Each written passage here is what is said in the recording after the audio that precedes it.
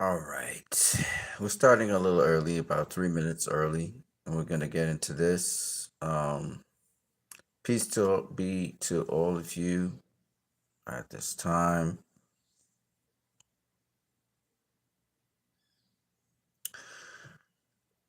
Revelation 1:8 says, I am the Alpha and Omega, the beginning and the end, says the Lord God. I am the God who is, and who was, and who will come. I am the mighty one. All praise be to the Most High God. The Most High God comes first.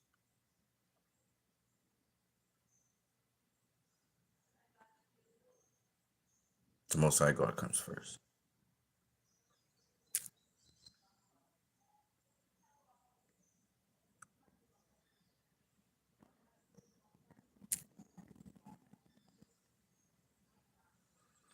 So,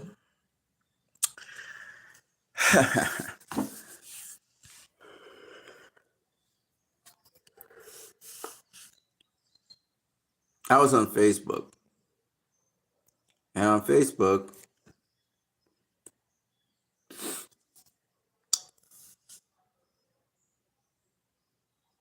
one fan put up, embrace the past, look forward to the future.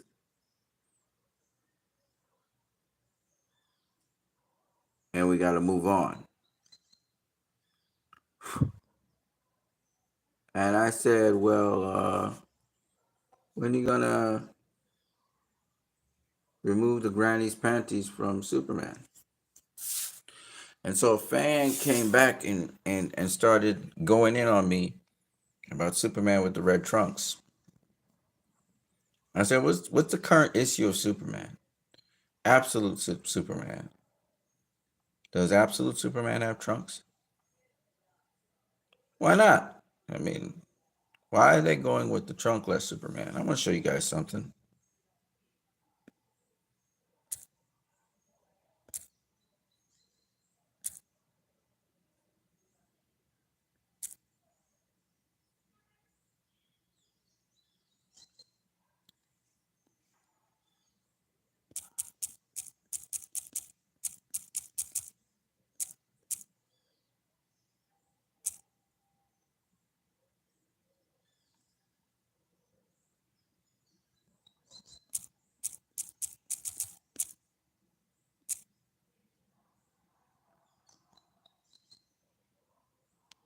Do you guys know that the classic Captain America wore trunks? Did you know that?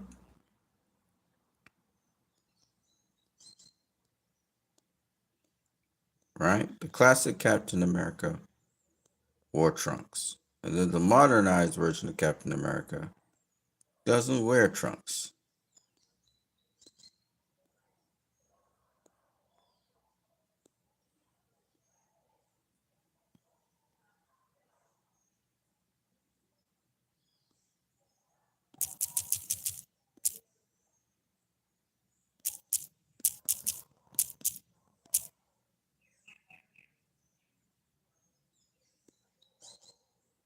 This is still the classic version of Captain America. Because you see the stars and stripes.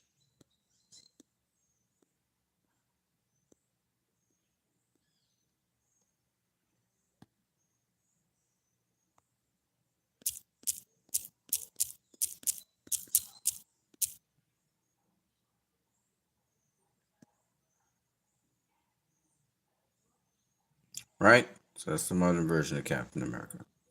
They redesigned the suit. Now let's look at Thor.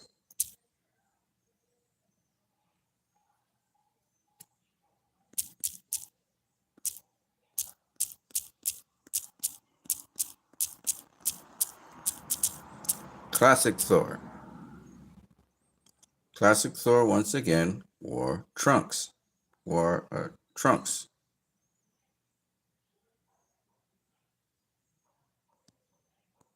That was classic Thor.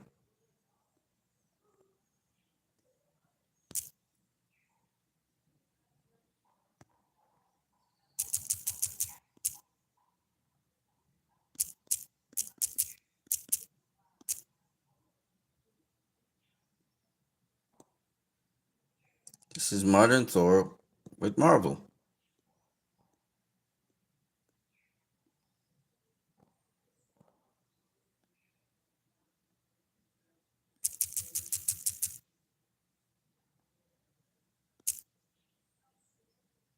Right? So you have the classic Thor there, and you have modern Thor. Again, no trunks.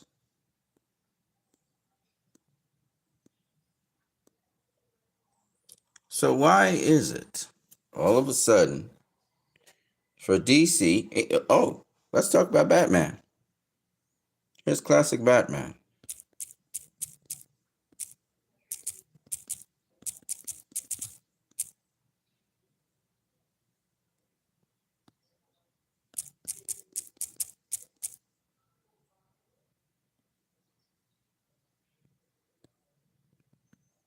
Classic Batman has trunks, as does Robin. Right? It's classic Batman.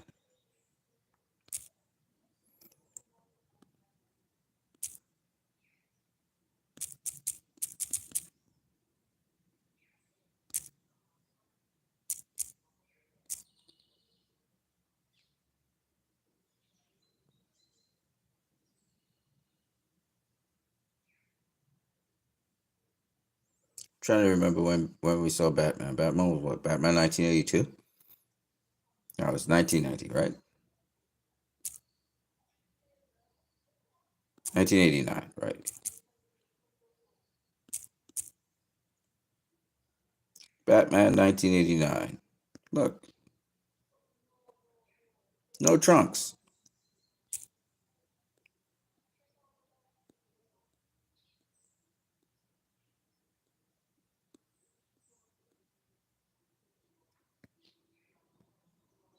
Okay? And Batman 1989 departed from the trunks.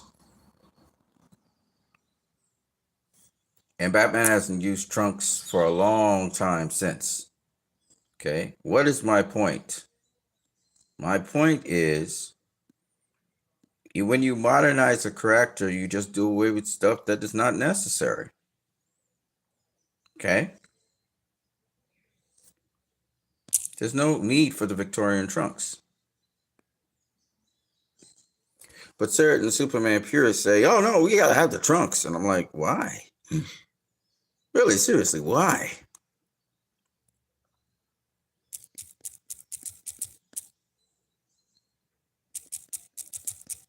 This is classic Superman.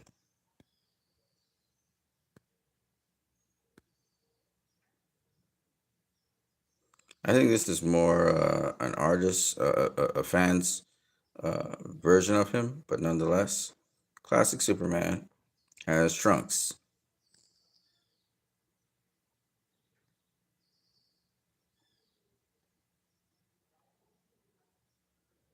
Okay. But modern Superman,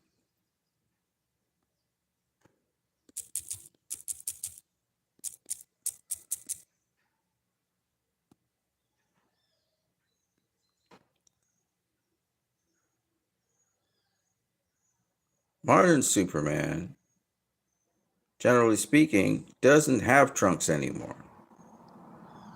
Okay, so we can come from the classic Superman to the modern Superman.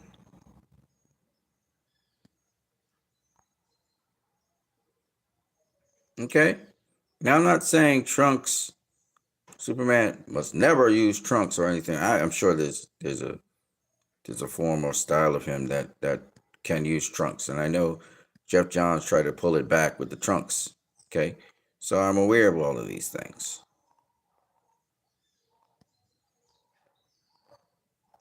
But the truth is, our Superman is a Victorian strongman, and he does come in different designs and all of that.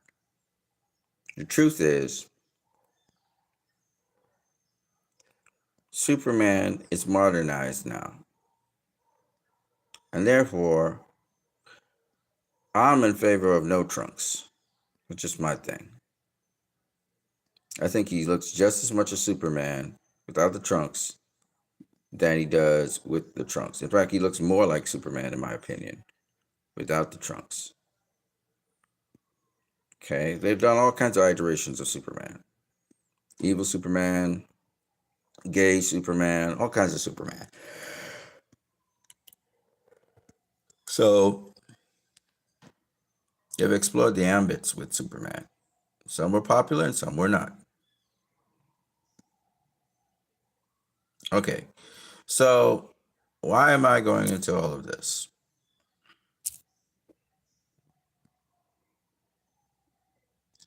Because David Cornsweet himself was talking about how wacky he seemed to look in the trunks for Superman. They tried to bring back the trunks.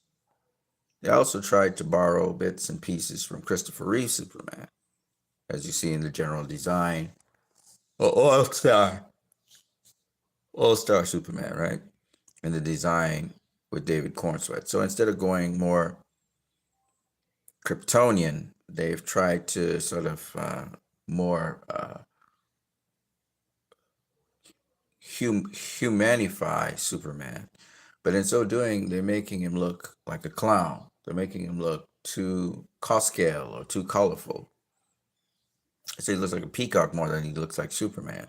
And this is one of the challenges that James Gunn has to come up against. A Superman that feel you can take seriously and feels contemporary to a time. The thing that James Gunn did is he mixed different timelines and he mixed sci-fi and he went crazy with just mixing a whole bunch of stuff together because that's what he usually does as a storyteller. His stories are not to be taken seriously. The villains are not to be taken seriously. Nothing's to be taken seriously in that James Gunn movie, no matter how many people die.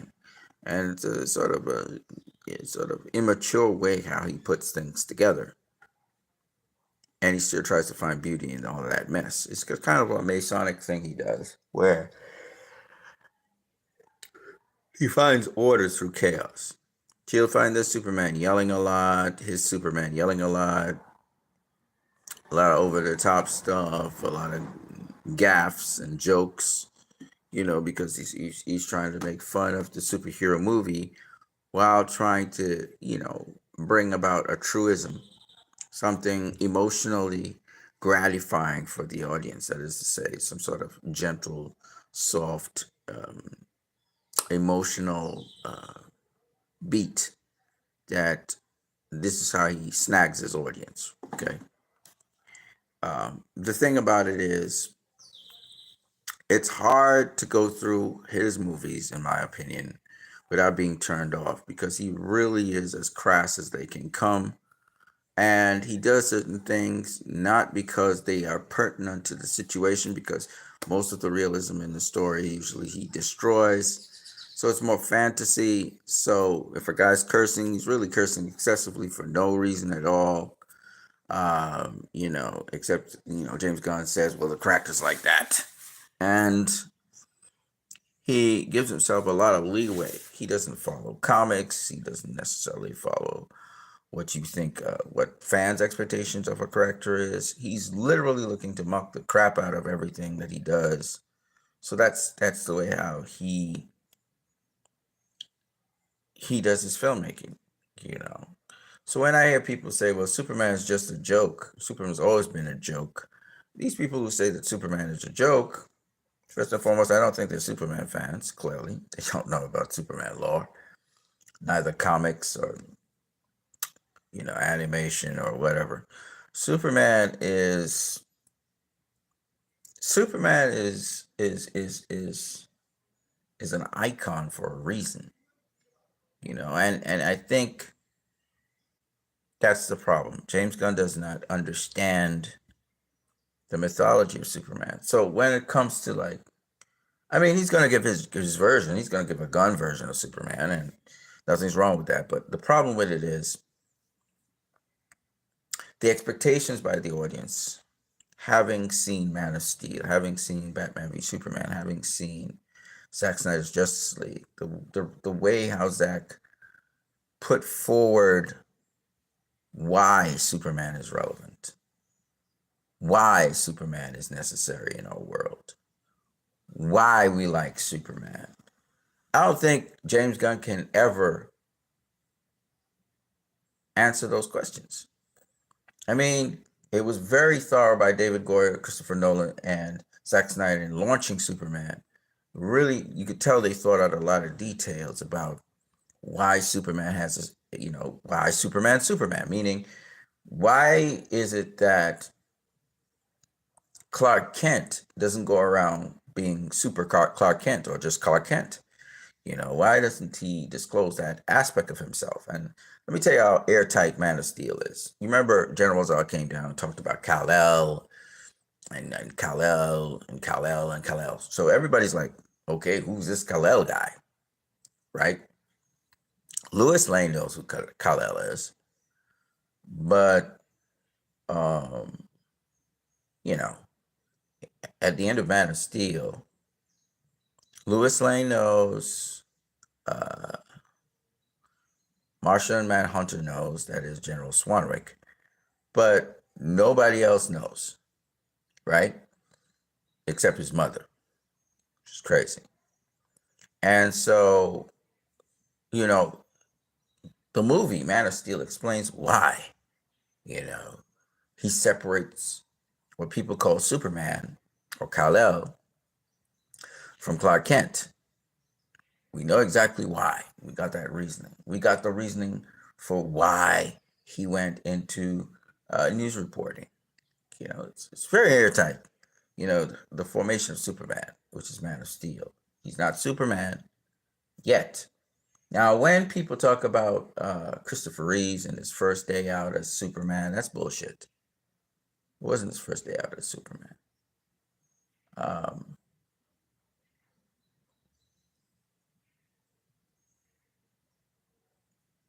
When we catch up with Christopher Reeve's Superman, which is the saving of Lois Lane with the helicopter scene, that is not the first time he is Superman. Okay? That's not the first time he's Superman. And that's something that I hear a lot of people say that it was his first day out. That was not his first day out. Okay? Because how do you know to go in a phone booth, change, and then go up and save Lois Lane? So, and he wasn't newly on the job. He was on that job already. He was already working in the Daily Planet. So we pick up where he's Superman. So anyone saying that, I was not his first day on the job. The first day on the job for Kal-El, also known as Clark Kent, being Superman in Man of Steel, was when General Zod came and he had to separate himself and come out in the open. However, and General Zod knew who he was, by the way. I just remembered. The thing about Kal-El in Man of Steel versus the Kal-El we saw in Superman 1978, and this is a very important point, I think, is that we see the development and the formation of Superman in Superman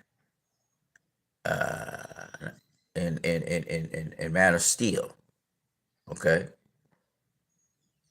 Whereas we get some backstory of Superman in Superman 1978, we do get some. We see him develop and grow as Superman, but not in the kind of detail and not in the kind of grounded reality of how people would actually accept an alien among them or someone who has, abilities that are frightful, very powerful and frightful.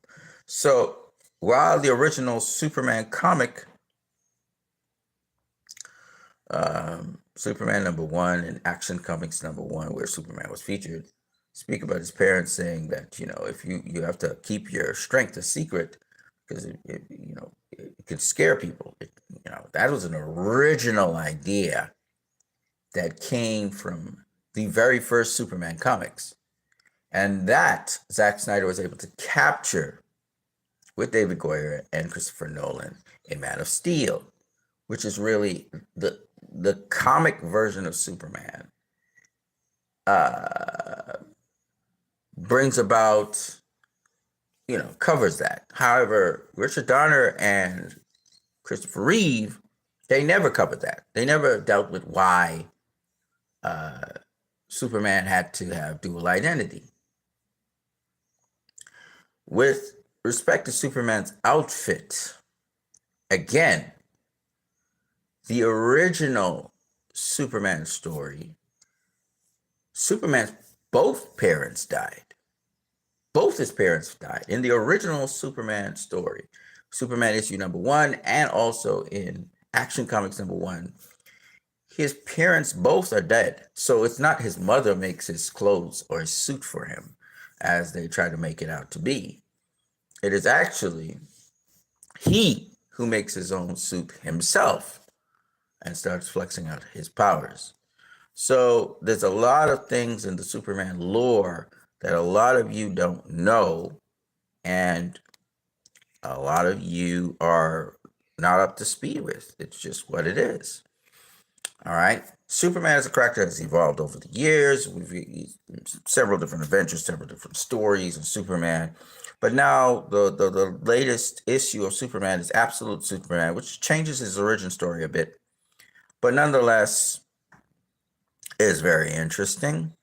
And the thing about it I like is they don't use the trunk. So I'm glad that they're doing the design now without the trunks. And again, this Superman suit looks very much like Henry Cavill's Superman alien design suit,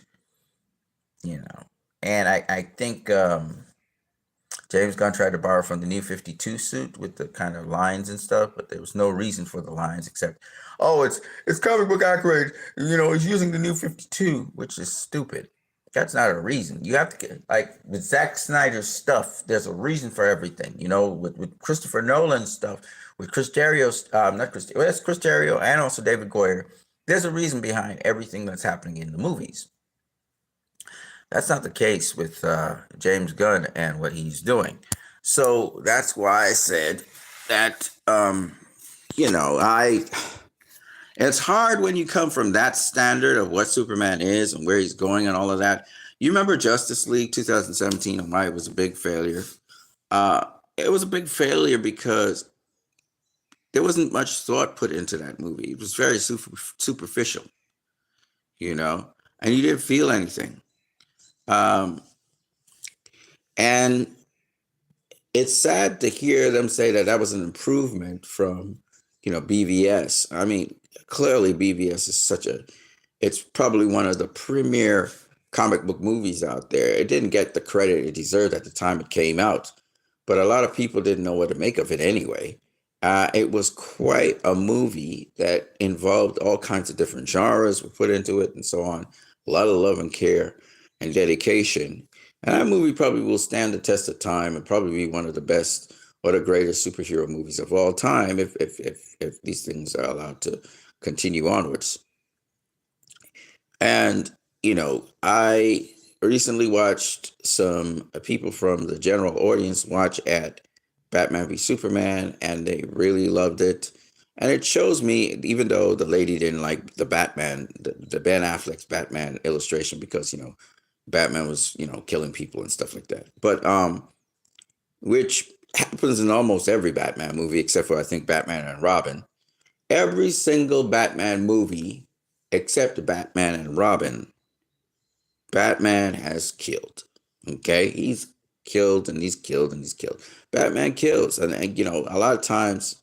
Now the thing about it is that's movies, eh? I'm talking about movies, live action. So there's only one exception. Not even Robert Pattinson's Batman, is exempt from that. He also killed. Okay, so I wanted to just, go through that. Here is this comic. Are you saying that Superman here is, a joke? Does Superman look like a joke to you? This is a comic, and this is an old comic. Do you know what comic this is? For those of you who know comics, you probably know what comic this is. I'm going to give you the answer right now. The Death of Superman. There's nothing funny about it. It's not a funny comic. It's not hee hee ha ha ha ha. Dan Jenkins was making a comedy. Superman's a joke. Woo! Nope. Nope. Nope. Nope. So Superman fighting Doomsday. None of these are comedies. Superman protecting a kid from cyber these cyber robots, these cyborgs. There's nothing funny about Superman has always been adventure like. People say it's bright and hopeful, and now all Superman stories are hopeful. In fact, Superman has been in Superman Red Sun. He was a tyrant. In Injustice, he was a tyrant. So Superman comes in many different incarnations, but I think the focal thing of Superman is the fact that he's trying to inspire mankind, work along with them to make the world a better place. And that's his motive, even if it's insanely warped, like in Injustice or in Superman Red Sun. He's really he's trying to better mankind. He sees himself as a guardian of mankind, okay? Superman says, one failure, and you forget all the good I've done? You miserable ingrates, I'm through with you. See, this is all, again, it's sort of tyrannical rant by Superman. And we saw it in Kingdom Come. We saw it many times where Superman was about to go down the deep end and instead kill a whole set of people, but he didn't do that. Here's Superman again fighting against and destroying a machine here. The assassin has broken through every one of your traps. Not even you, Superman, can save the president from.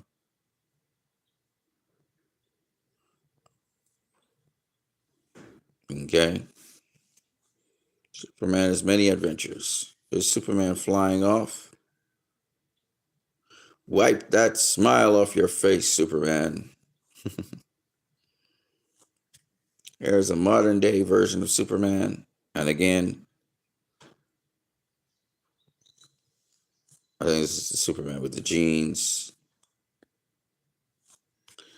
This is modern Superman. Here he's holding the Daily Planet from destruction.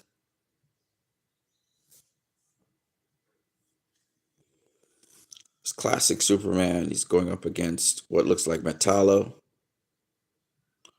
It's your first issue, Superman, and it could be your last. That's Metallo he's going up against.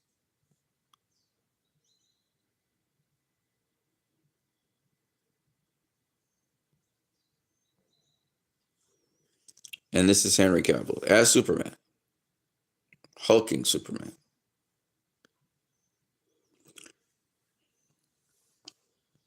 I think the best Superman that I have ever seen is Henry Cavill's Superman. I'm not going to lie to you.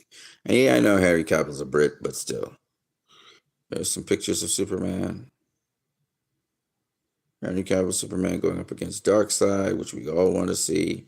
This is when he's slave to Darkseid. He has the Batman and he has Wonder Woman's head before Lord Darkseid there. It's an ominous picture. Here's Darkseid, and he's standing within a boom tube. Superman and Batman are watching at him with the whole squad here. We see Desaad behind there, Parademon. We see what looks like Mongol. Um, I think I'm seeing Granny Goodness in the background. I'm seeing Darkseid's daughter to the side, and also remind me what her name is here. What's her name? I forgot what her name is. But I think that's Granny Goodness in the background as well. I can't remember her name for nothing. I just can't remember her name. Here's Superman confronting Darkseid. That's really dope. Superman fighting Darkseid again. Oh no, I think that's Superman versus Doomsday. And I think this is a concept art. Nope, it's against Darkseid. My bad. It's crazy. We got to see this shit, y'all. We got to see it.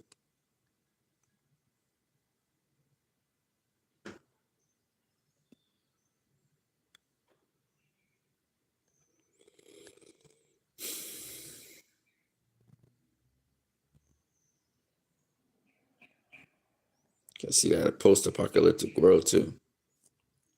We live in a society where honor is a distant memory. That is so true today when we think about so many different things. Okay, this stream is brought to you by L.I.V.E products. L.I.V.E, live now. We're alive now. And I don't know if I can use the camera to elucidate that stuff, but maybe some other time. But this is just, I love this.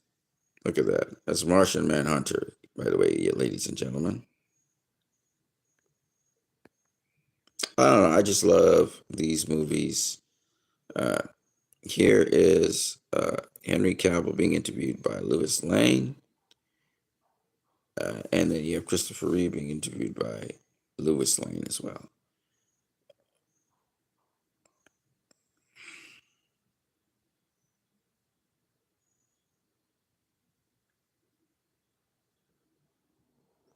So I have in stock a number of L.I.V.E products, but I won't be able to show you right now. These are the L.I.V.E juices. I also have L.I.V.E nuts fresh. I also have L.I.V.E L.I.V.E granola. So all of these things we have here today. Genocide. This is awesome, outstanding. He respects the military. He gets out there and talks to each one of the soldiers or the airmen, and it's great.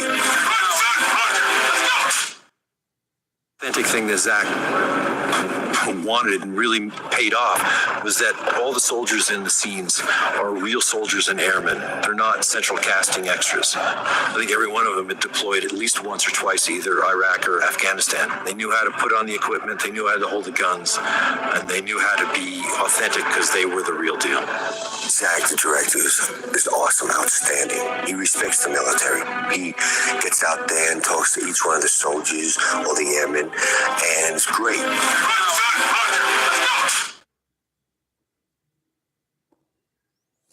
Rand says this user is obsessed with Man of Steel.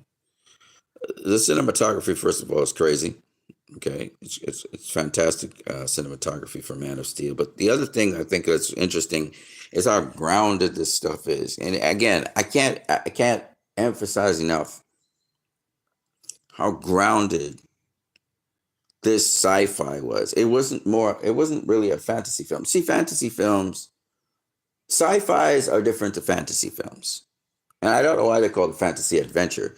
It really should be sci-fi adventure. The reason being, science fiction shows you a possibility of something happening in the future, right? So the technology you see on Krypton, it might be that we will have technology like that on Earth one day, right? Because we have liquid crystals, right? So a lot of these things that you saw in Man of Steel, even the levitation, the flight, all of that, they're not really far-fetched things. You know, the way how Zach depicts them makes you think that these are real things. Look at Superman, for example, as he comes in here. You see that looks super real, doesn't it?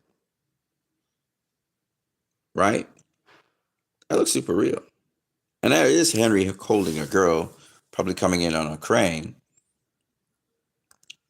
And you see the ambulance and the fire truck in the background, the people. So it feels very real. And I think that's the thing. Welcome to the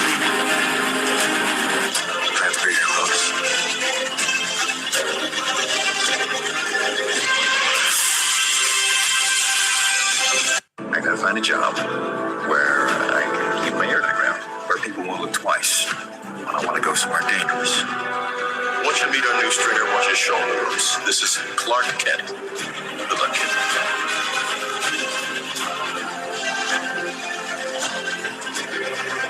Lois Lane. Welcome to the planet. Transmission Lois.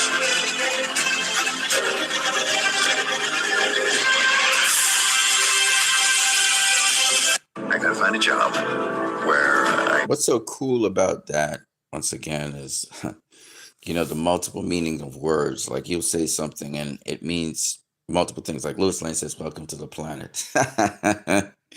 The Daily Planet is she doesn't say welcome to the Daily Planet. She said welcome to the planet, which is so cool. So she's like welcoming formally to Earth, so because she knows he's an alien. I think it's just so clever. It's so cleverly done.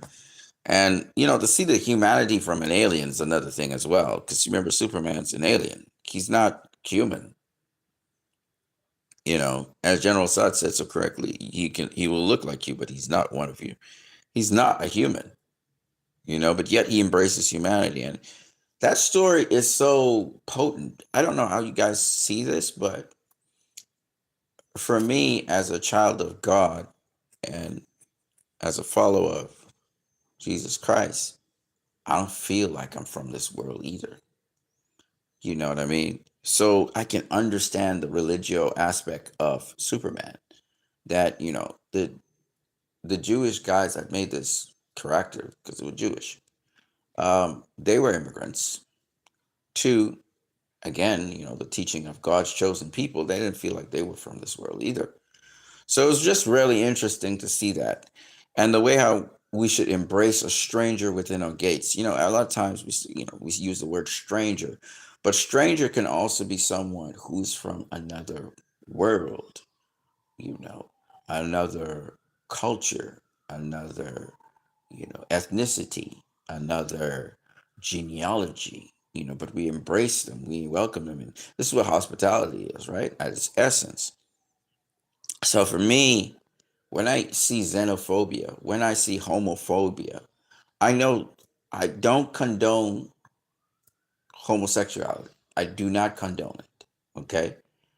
But someone who is practicing that has other dimensions to them and they are human beings. I wouldn't want to see somebody, whether that's what they do in their bedroom or what, I don't want to see anyone die. Right. And you have to embrace different people. Yes, you don't necessarily have to, you definitely don't have to embrace what they do. But they're people, they're individuals, they have more dimension to them. I have to embrace everyone. So I'm saying this not to say I want homos to freely practice homosexuality. I'm not saying that at all. But what I am saying is that you have to embrace everyone. Jesus embraced everyone. And if you say you're a Christian, then you have to embrace everyone, you know? So that's how I see it from a Christocentric perspective. Um, this is really cool. Project Liberal. I'm not against immigration, just illegal immigration. Make America great again, right? I came here illegally. You should be deported. Good Lord Jesus. Lord, Lord, Lord, Lord, Lordy, Lordy, Lord. Before I go into Free Palestine, which first of all, I want to commend all the people who have been supporting the cause for the free Palestinians. They are in the worst possible situation they could ever be in their lives. I listened to Omar, I listened to Muhammad, I listened to Wajid. I feel terrible, okay? And a piece of me is just in depression all the time because it's just horrific what's going on there. And we're going to talk about it now because this is the center.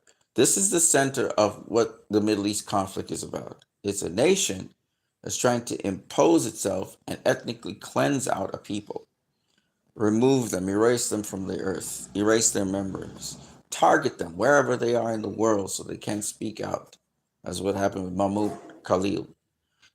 Try to shame them, try to make them seem like the scum of the earth just for existing. And I think of the xenophobia of Lex Luthor when he says to Superman,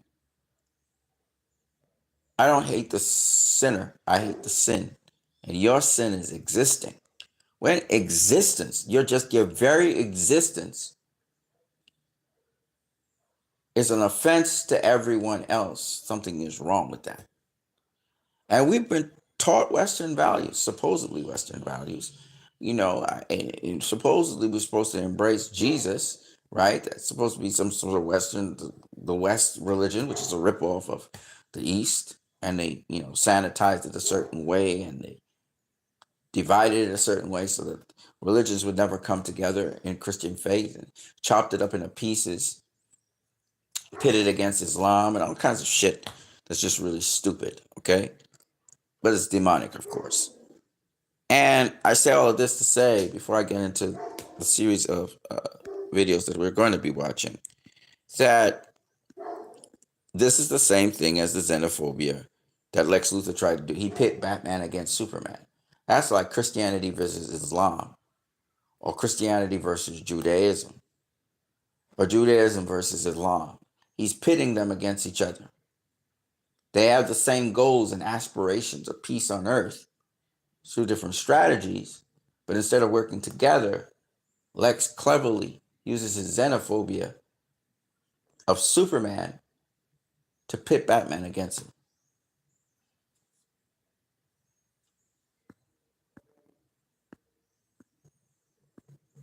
I have a lot to go into, but let me just see if I can find.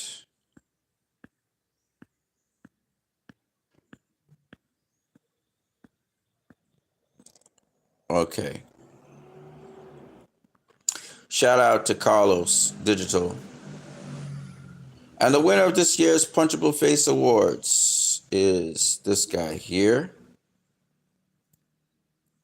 He sold out to get some Old Spice, so they paid him off.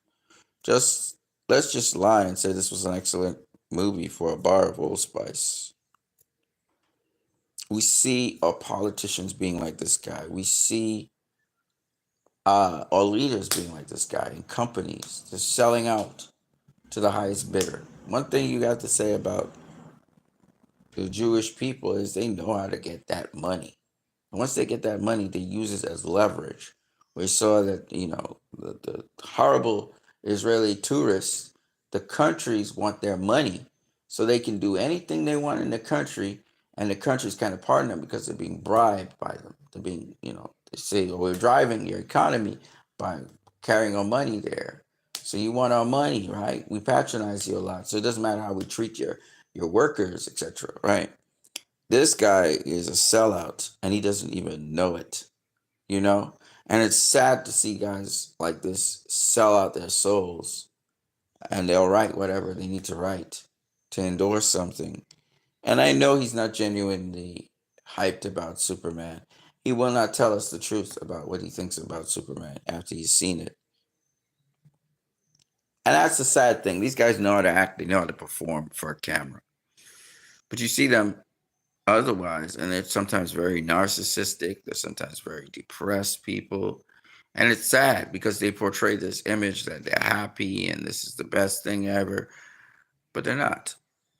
And some of them are very, very, very negative people.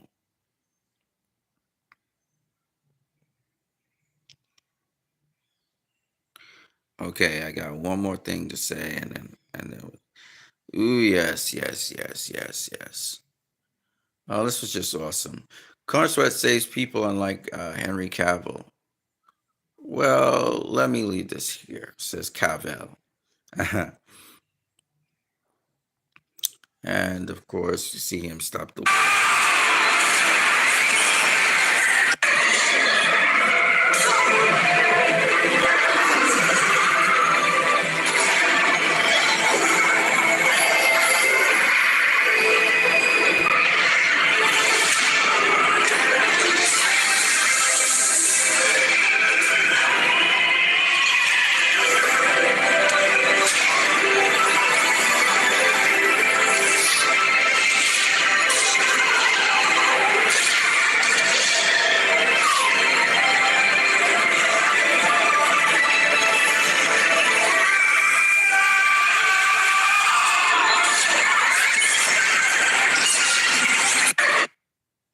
Arabs from nearby countries started immigrating, and they call themselves Palestinians. They reconstructed history and said, we've been here for centuries. No, they haven't. They didn't reconstruct history. That's just history. Palestinians have been there for a long time. They have genetic relations to the Levantines and the Canaanites that have been there for thousands of years, and the ancient Jews during biblical times. These people have been there for thousands of years. You're wrong. They weren't there at all, and they didn't have a national consciousness. They weren't there at all. So who did you greet when you showed up on the boats in 1948? That doesn't make any sense.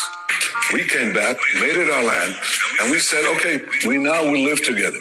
First of all, you didn't come back. You came from Europe. You didn't come back to anything. You're white. You came from Europe. You're Europeans. We decided to establish a state in 1948. That's 75 years ago. And we said everybody can live here. The Arabs said there can't be a Jewish Everybody state. can live there as long as they go along with the Zionist government and the Zionist agenda, which is to take over Israel and make it a solely Jewish population. Not everybody's welcome there. Textbook Zionist propaganda. Russian news media is now available in English, and they're playing stories that American media would never play, like the one above. So now a lot of Americans are checking out Russian RT news, because our American news is not even news. It's fake news, lies, and propaganda. All of American news, left-wing and right-wing, is all owned and ran by a foreign country that we're not supposed to talk about. And yes, even Russian RT news media, they even play back our own media making fun of our government for being so closely tied and puppets to a foreign country. The whole world sees it. So now Americans are checking out Al Jazeera, Al Mayadeen, and even going to social media for their news, because even though social media, it may not be that accurate, it has its own biases, but it's a lot more accurate, a lot more eye-opening and educational than American news media, isn't it? Social media changed the world, especially after October 7th. And ever since October 7th, it's been the Great Awakening. And they're trying to stop that. They're trying to control social media again. When they lost control of information, people are no longer sheep. So I'm glad we have many different media outlets now, because now there's more ways of truth getting out. And one small, tiny group of people is no longer going to control the information and control us anymore. All right. So we see Superman majorly saving the world 3 times, and particularly Metropolis and Gotham area, right? So he lays down his life, he kills Doomsday, he dies. We see him take on the World Engine, and he dies. We see Superman punching Doomsday into space so that he doesn't destroy Metropolis. He gets nuked in the process, but the whole point is, he almost dies, right? So the opposite of genocide is what? Is saving people's lives. So Superman's the opposite. He's the antithesis of genocide, which we just spoke about in a way by the other 2 videos that just came by. So let's just get to it. Let's get to the Palestinian side of this thing. So that's my Restore the Snyderverse part of the stream. And now let's get to the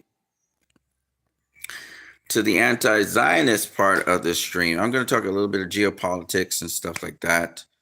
And so here we go. Adam Zenginger,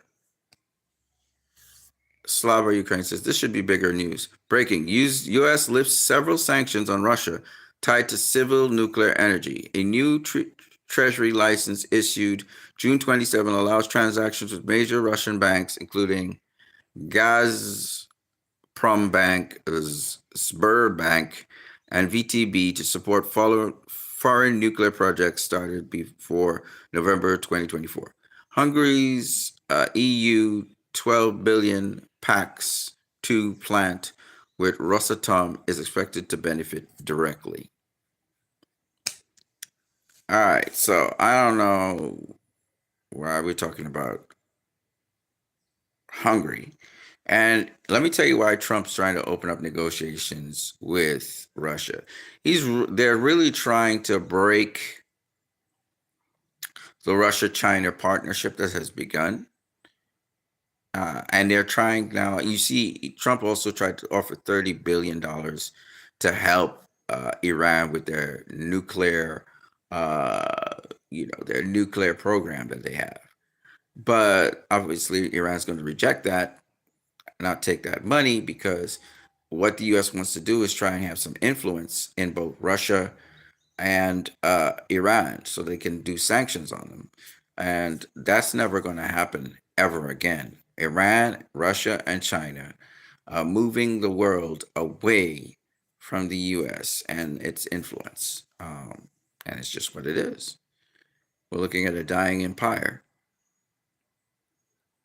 But still, it's some news there. They'll lift some sanctions on Russia.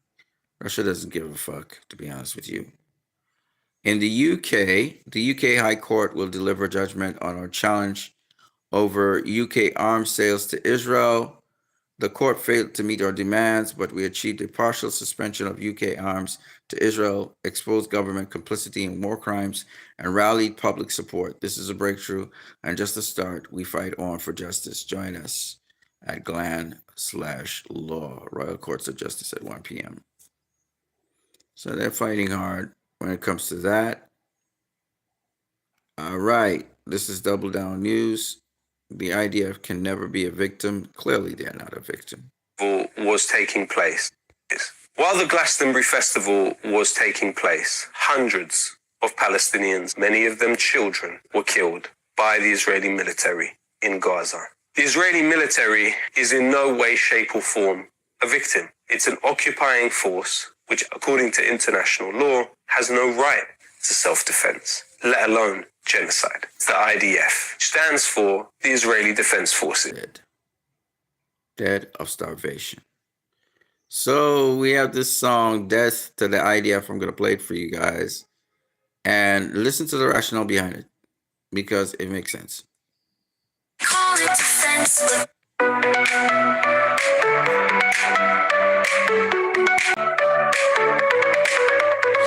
All the trees weep, homes torn apart. Innocent cries break a mother's heart. Rubble and dust where dreams once stood. Blood on the star, no justice, no good. They call it defense, but the world seems clear. Truth cuts through lies, the pain we hear. To the IDF, the lives they've taken, the tears we've cried. To the IDF, for the fallen, we won't let it slide. Walls and checkpoints, a prison of pain. Gaza burns bright in the midnight rain. Children lost, the stories untold. Yet Palestine's spirit remains bold. They call it defense, but the world sees clear. Truth cuts through lies, the pain we hear. Death, death to the IDF, the lives they've taken, the tears we've cried. Death, death to the IDF, for the fallen, we won't let it slide. World's eyes open, truth lights the way. No more silence, we'll have our say. With voices, no swords, we'll take a stand for Palestine's children, for their land. Death to the IDF, the lives they've taken, the tears we've cried. Death to the IDF, for the fallen, we won't let it slide. From river to sea, let truth be free. A song for the voiceless, the memory we keep. Now, as you know, the IDF was formed from terrorist organizations such as Ergon, etc. In a way, yeah, the IDF needs to die, meaning the organization of Israel, that fabric needs to fall apart. The whole evil of the thing is horrific, you know. And so, yeah, it does need to die. And interestingly, Israel needs to die. The present incarnation of it is horrific. It's an apartheid regime, etc. I know that Iranian officials also say death to Israel.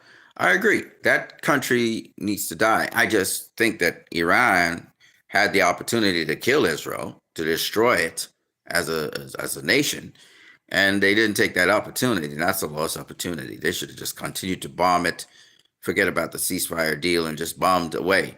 I don't care. They should have bombed it. I'm telling you. It was about 2 or 3 weeks away from becoming a non-entity, and then after that, Iran and the surrounding countries could invade the country and start establishing order inside of that country. I think what Russia did with Ukraine was saw an injustice and decided to right it. And similarly, Iran, they see the injustices that are happening there. And the land needs to go back to the people who originally had it. And these people are suffering. I mean, it's so ridiculous. We'll get to it, though. Let's keep it moving. So let me show you the kind of damage that Iran did to Israel. Okay.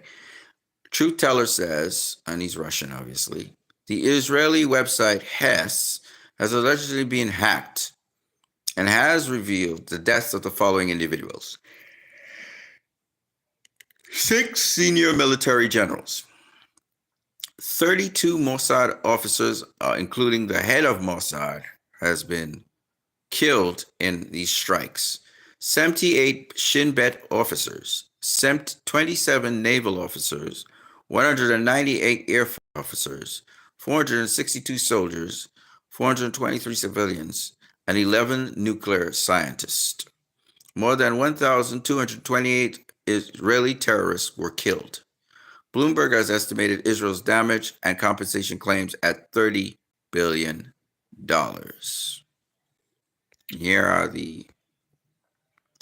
Here are some of the information. Israeli official says Iran strikes killed over 30 security chiefs, 11 nuclear scientists. So they were pinpoint strikes, and they were taking out military infrastructure. Independent expert says Iran did not demonstrate its missiles.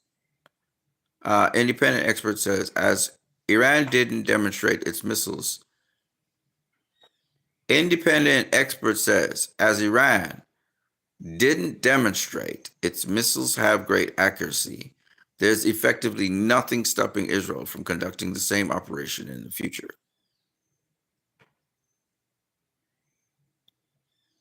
I'm not understanding what they're saying, but whatever. That's some of the damage that was done in certain areas.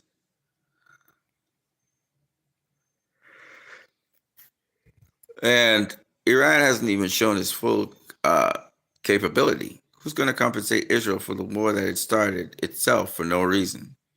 Let Israel struggle and try out tent living. The bunkers, by the way, they don't protect everybody. The shelters don't protect everyone. All right. Save Our Citizenship says institutions like the ICC, ICJ, UN, IMF, and World Bank are not neutral. They are weapons. These Western-run institutions exist to discipline the global South, lose its resources, and enforce white geopolitical dominance. They don't serve justice. They serve empire. And here is this young lady breaking it Arrest down. warrants for... The Hague Group is a coalition of 8 countries that was formed on January 31st, 2025. And it really has a simple mission of upholding international law and curtailing Israel's abuses of international law in Palestine. So it forms nearly a year and a half into the genocide in Gaza, continuing and watching no institution that we've set up be able to stop the genocide. So in this moment, 8 countries, which are Malaysia, Senegal, South Africa, Namibia, Colombia, Cuba, Honduras, and Bolivia came together to say we're going to enforce at the national level as states 3 measures. The first is on accountability. Ensure that we will follow ICC arrest warrants for Benjamin Netanyahu and Yoav Gallant. Not a radical thing to say, but clearly has been made radical. Yes. Yeah, made radical by the fact that countries like France, Hungary, Poland have all openly defied ICC's jurisdiction or made up rules about immunity and so on and so forth. The second is no harbor for genocide. So no transfer of any military equipment or jet fuel to Israel where we know it can be used against civilians and the Palestinian people. And third, no arms exports. We shall not use our factories, our courts, or our ports to be used against the Palestinian people in this genocide. nothing stops it from falling under retaliation because we're already seeing that happen. We saw that happen well before the Hague Group, in fact. South Africa, when it brought its historic genocide convention case to the International Court of Justice, immediately after that, there was a bill introduced in the US House of Representatives putting all of US bilateral relations with South Africa on review. But even European countries haven't been exempt from this. Spain, when the Spanish government imposed an arms embargo or announced an arms embargo and said it would not let its ports be used for transfers of military equipment to Israel, it was instantly hit. Again, this time it's the US Trade Office that opens an investigation into trade practices with fines up to 2.3 million per voyage. So, of course, there is nothing stopping a country as powerful as the United States from issuing its punishment. The only antidote, I go back, is collective action. Now there's 8 nations, so they're vulnerable. When the 8 is 18 and the 18 is 40 and the 40 is 80, if the United States goes on to punish every single one of these countries, it'll end up isolating itself, not the 80 countries that stand on the right side of history. Yeah. So numbers is the game, and that's why I said numbers are important for this stream. Numbers are important. See, the more, and this is the thing, they can't stop dissenting voices. And remember, and this is for all the leaders of different countries. This includes my country. Trinidad and Tobago is not part of this coalition.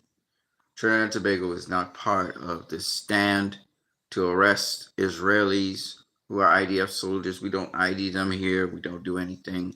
Again, we're just a nothing country. We're stupid. We need to get up to speed and take a stand on Palestine. And we need to do a whole lot more. And not just my country, but the countries of the world. That includes, the mayor of New York, different states. If a war criminal is in your state, you issue an arrest warrant and you arrest that person.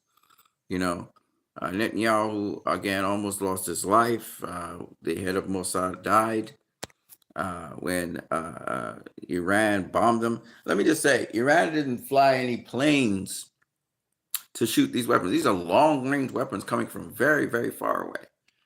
And that's how devastating they are. They cannot be intercepted. They cannot be stopped.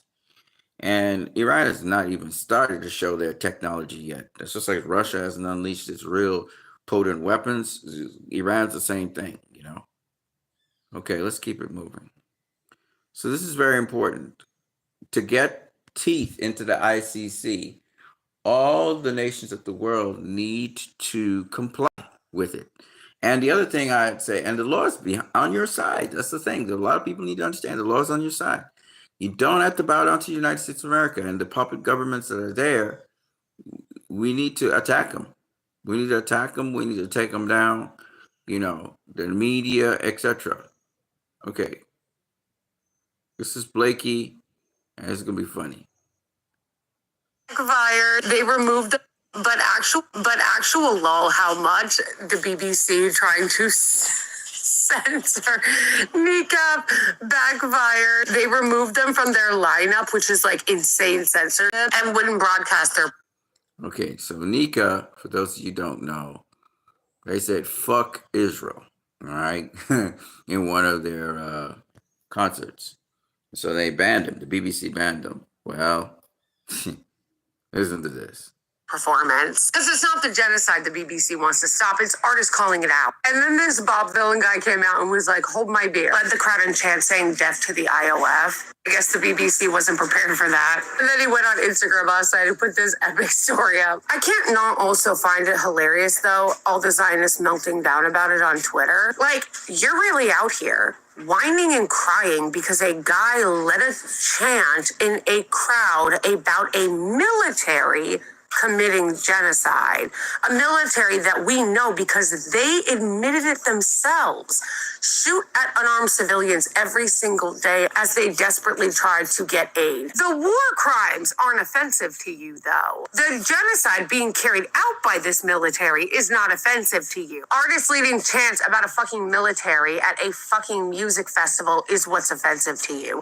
Like, your priorities are so fucking ass backwards and all of the world can see it. Like, people are growing tired of your victim narrative, okay? And the gaslighting and the Zionizing is not working anymore. Of all the deranged Zionist responses to this, though, these were my two favorites. Brianna Wu, who is a paid mouthpiece for the Israeli regime, she literally went there to do propaganda for illegal settlements in the occupied West Bank. Literally called the IOF 20-something-year-old children. Ah, yes, the old IOF, these 20-something-year-olds and many times 30 and 40-year-olds are just children. But the actual children, the Palestinian children that the IOF massacres, they're people under 18. I'm not kidding. The press actually reported it that way. They will do anything to dehumanize Palestinians and not refer to them as children. Like, they literally are just very sweet kids serving their country. I don't even know who this is, but he was on like a multi-tweet epic meltdown where he also called them children. That same deranged multi-tweet meltdown, he was like, Ireland's the most anti-Semitic nation in Europe. Because Ireland's position on supporting a free Palestine and all the Irish people supporting them, Ireland is a cesspit of anti-Semitism. This was the crowd, by the way. Based, but...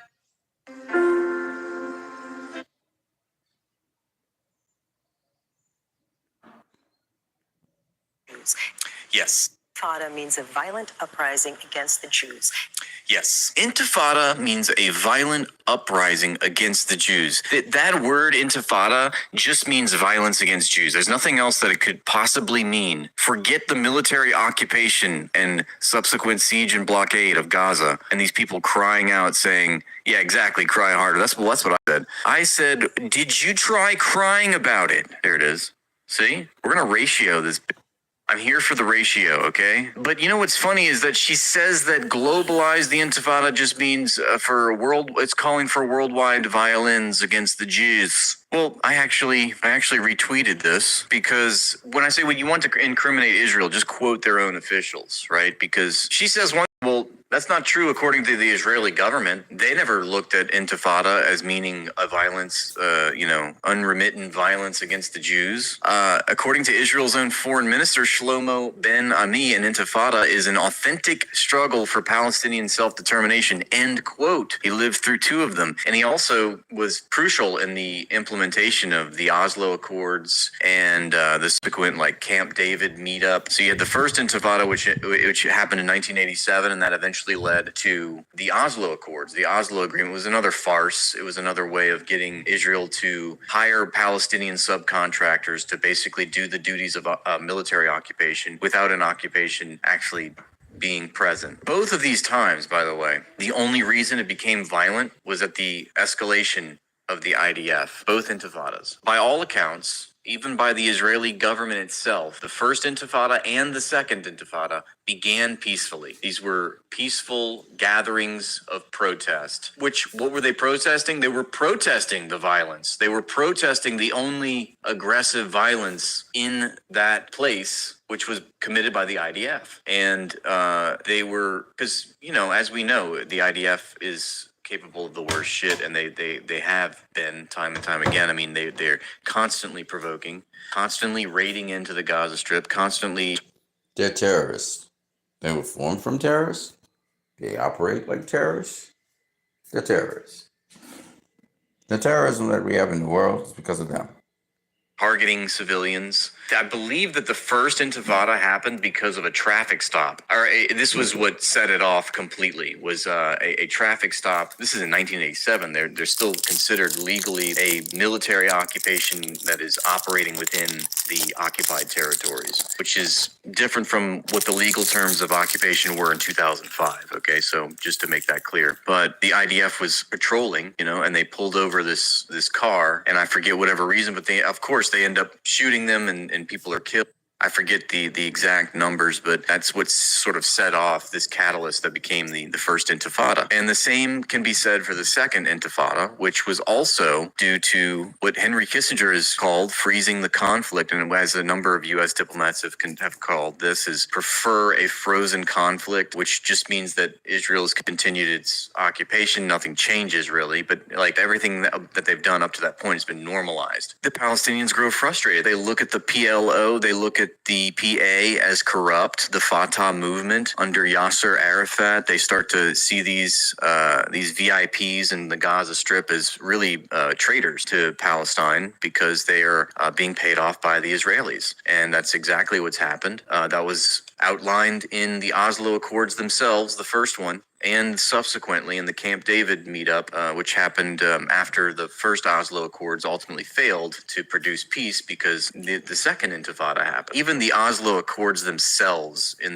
'94, when Bill Clinton was president, it's a whole story there that at every turn vindicates the Palestinians and at every turn incriminates the Israelis. And remember, under the laws of belligerent occupation, from the Universal Humanitarian Law Book that is administered by the International Committee for the Red Cross, they must negotiate in good faith. That's for every belligerent occupation. In times of war, there's a set of rules that are to be adhered to by what they consider legally a belligerent occupier, and that's what Israel is and has been, of course. But one of the things is it's a war crime actually to not negotiate in good faith. If you study the Oslo Accords, you can see that is exactly what's happened. But Shlomo Ben Ami counters what Noah is claiming, that an intifada is just means violence against the Jews, because he understood that it was an authentic struggle for Palestinian self-determination. Everything that you would ever need to know about the Gaza Strip and every point that the Zionists try to conjure up in their Hasbara campaign has been answered and rebuked and debunked by Norman Finkelstein in his book, The Gaza Strip. It got me thinking. Here it is. In fact, we're just talking about the first Intifada right here. Listen to this. In December of 1987, a traffic accident on the Gaza-Israel border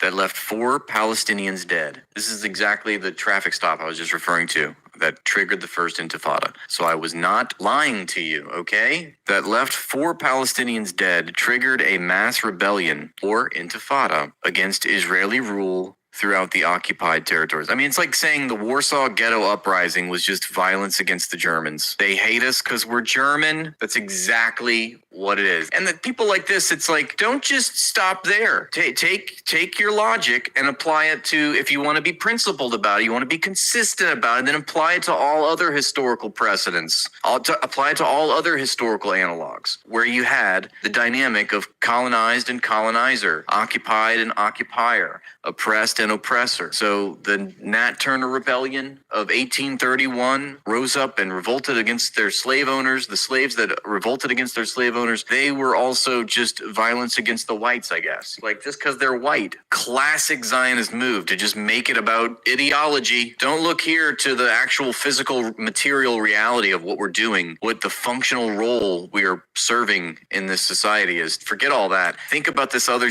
over here about, I don't know, King David or something. Anything to draw you away from what we're actually doing.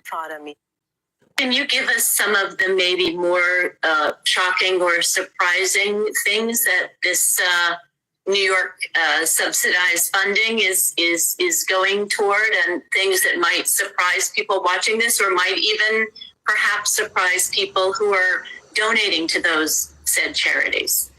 Yes, I think there are sadly too many examples, and I can begin with one charity that is based on Long Island, known as the One Israel Fund.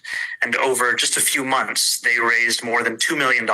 Typically, the amount of money they would raise in an entire year, but they managed to do that in just 60 to 90 days. And they raised that money for thermal drones and surveillance cameras for settlers. And in a video that they released, one of the individuals who was thanking this charity by name, the One Israel Fund, for a drone, is the same individual that has been named in President Biden's sanction of violent settlers.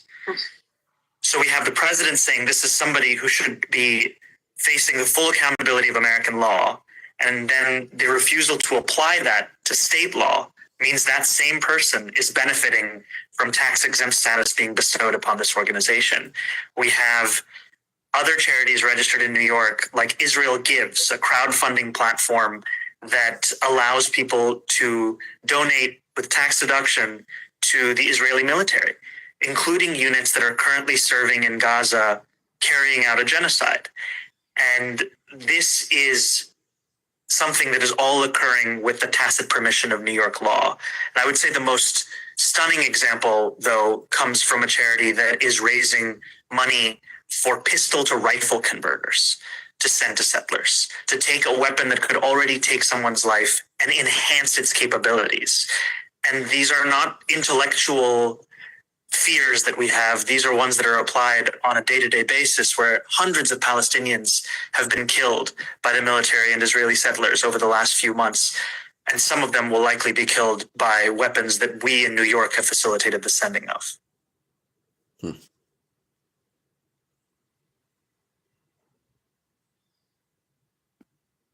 Standing with our greatest ally. As a US politician, of course, we're standing with our greatest ally. Truth serum.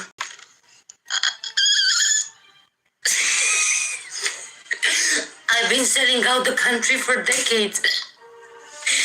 It's not MAGA. It's MEGA. Make Israel great again. There it is. So, why do you support Israel? Money, money, money. I don't want to be called Hitler's nephew in New York Times if I don't. Also, IPAC writes all my speeches. And I voted against clean water in Michigan. But I tripled the funding for the Iron Donut. Dome. They gave me tickets for the Super Bowl. Keep going, Judas. We don't even write our foreign policy anymore. It comes pre-printed. Made in Tel Aviv. Let's go, boom. My job interview for the Congress was actually an audition for the Knesset. I love Israel more. No, I love Israel more. I will sign bonds for you. What about Epstein list? Look. All I'm saying, you don't end up in so many pictures by coincidence. And suddenly, you don't like to vote no for worse. Makes you nervous. So many cameras and private islands. So, Iran bombing Israel. How do you feel about that? Iran discovered the cure to cancer. Do Israelis look indigenous to you? Because to me, they look like thank you next. With potential sunburns. Shh. What do you call what are you doing? National betrayal. Wrapped in the American flag and sprayed by IPAC cologne. Huh? Isn't that treason? Only if the media stops clapping. And what happens in Gaza? Of course, genocide and famine, duh. We're not blind, but a Palestinian child cannot vote for my district. Israeli lobbies do. Anything else to say for the American people? Oh, yes. Your roads are cracked. Your water is poison. Your healthcare bankrupts you. We traded your future for someone else's fantasy. But don't worry. Israelis right now, they have a new anti-missile shield. Call it democracy. Call it freedom. Call it whatever you want. Just don't call it yours.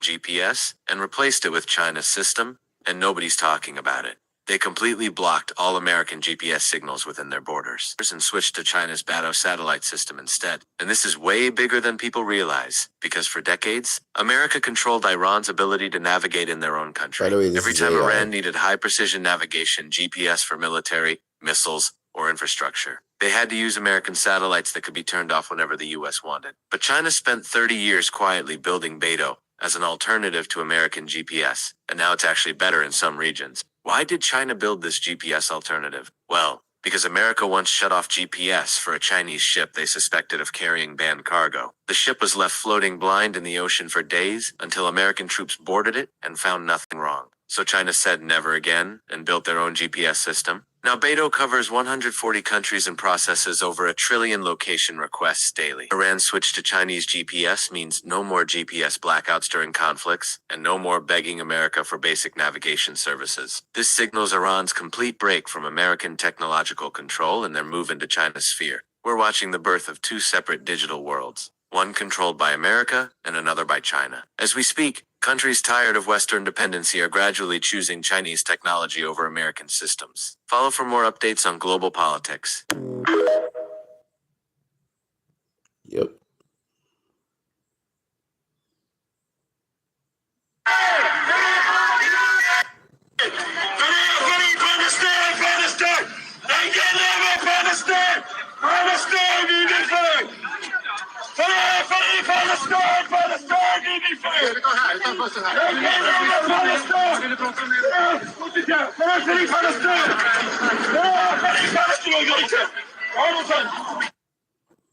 He just kept on saying free Palestine. Now, this is going to be a little bit graphic, but we got to go there. Here we go. מאוד חשוב, לא נוגעים, משאירים שלם את החייל, מאוד חשוב, אבל לוקחים מאחרים. ממי? אז עכשיו השאלה מי, ותדמיינו ממי לוקחים. בתקופות מסוימות לקחו מפלסטינאים, ואחר כך זה היה עולים חדשים, עובדים זרים. זה נחשב בנק גדול ביחס לעולם? זה הכי גדול בעולם. הכי גדול בעולם? כן. מה אחוז התרומות ביחס לאנשים בישראל? כלומר, איזה אחוז? למה צוחק? כי זו שאלה מאוד מוזרה. אני לא יכולה להגיד לך, הוא כל כך קטן. אז שאלה לא מוזרה, תשובה מוזרה. תשובה מוזרה. לא, התשובה לא מוזרה. משום שלא תורמים כמעט. Yep, they harvest the organs of Palestinians. It's crazy.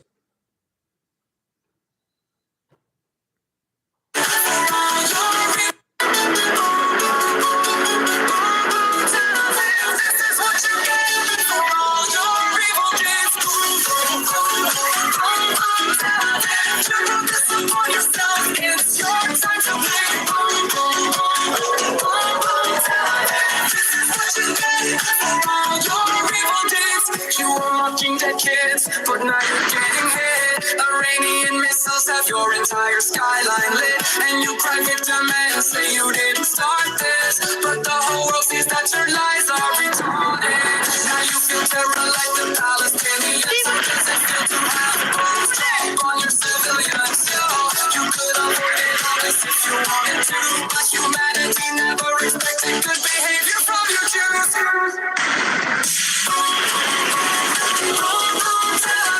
This is what you get for all your evil deeds.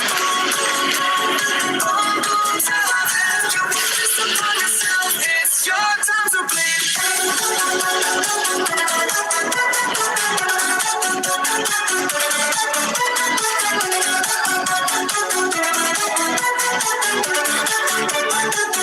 There is for many world leaders who are complicit in silence. The Prime Minister said this week that Britain must be ready for war, and I ask, after tens of thousands of deaths, after a generation of Gazans stunted by hunger and trauma, when will it be ready for peace? When will it help to stop this genocide? When will it hold the Israeli government to account? And when will it recognise the state of Palestine?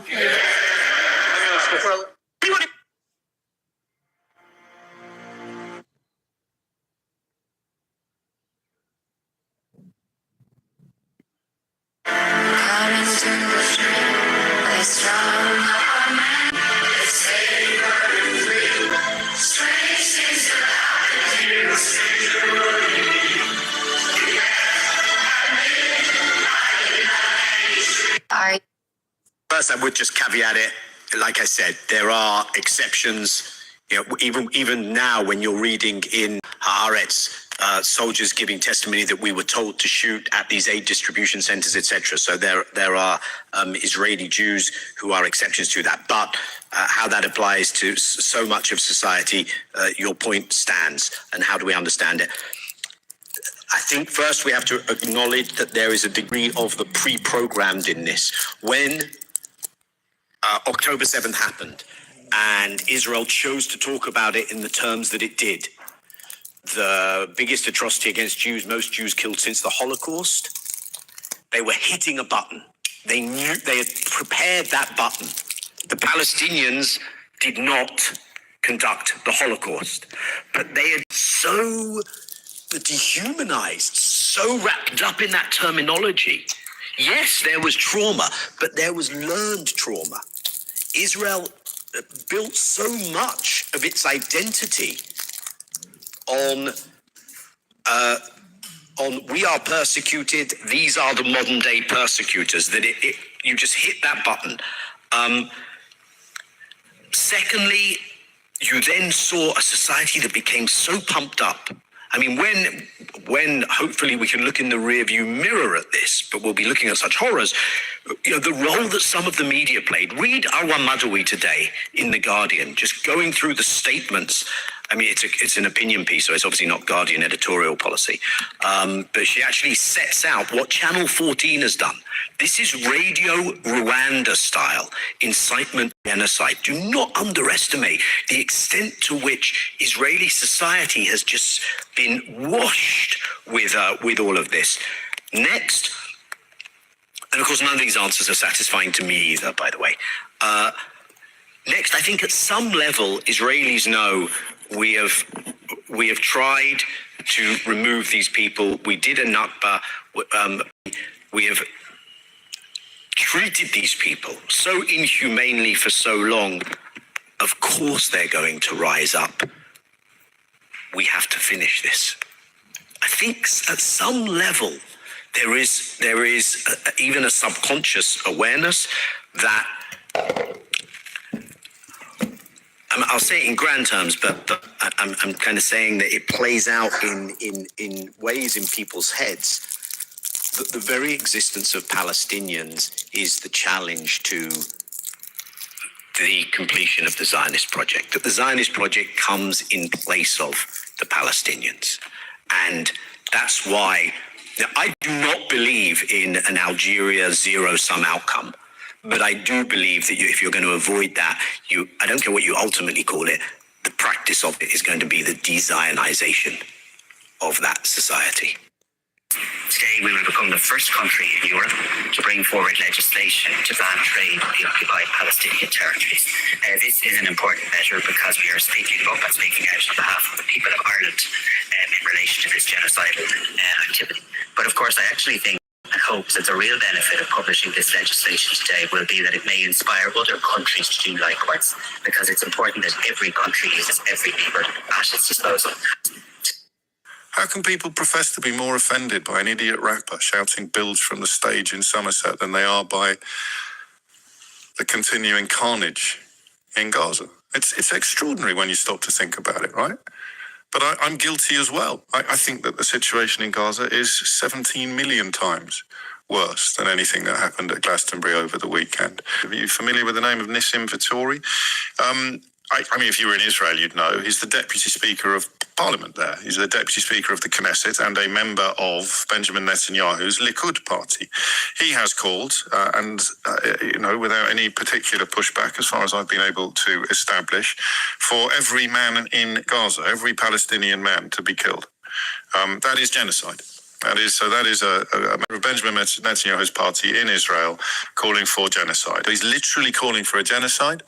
This isn't whataboutery. This is speaking to the double standards and hypocrisy that many people in this country find increasingly hard to comprehend. Dead babies. And people tell me it's politics, but I don't really want to politicize the dead babies. People tell me it's complex, but it's definitely dead babies. People tell me I wouldn't get it, but I ain't stupid. I know a dead baby when I see one.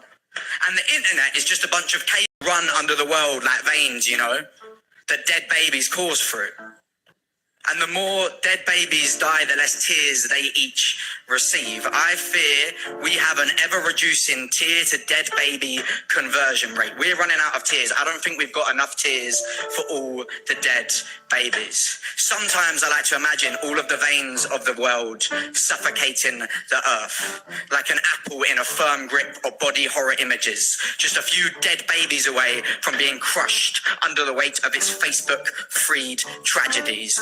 sometimes I'll just be in Sainsbury's and I'll get this wave of how there's like babies dying, and I want to turn to the guy next to me and be like, I don't need kefir, there's babies dying. What am I doing talking about my gut health when there's babies dying? What kind of person thinks about putting flaxseed on porridge when there's babies dying? Is this an appropriate reaction to dead babies? How could one appropriately react to dead babies? And the more you say the words dead babies, the less they seem to me. And as you stop watching, you grow desensitized and you stop watching, but the babies don't stop dying.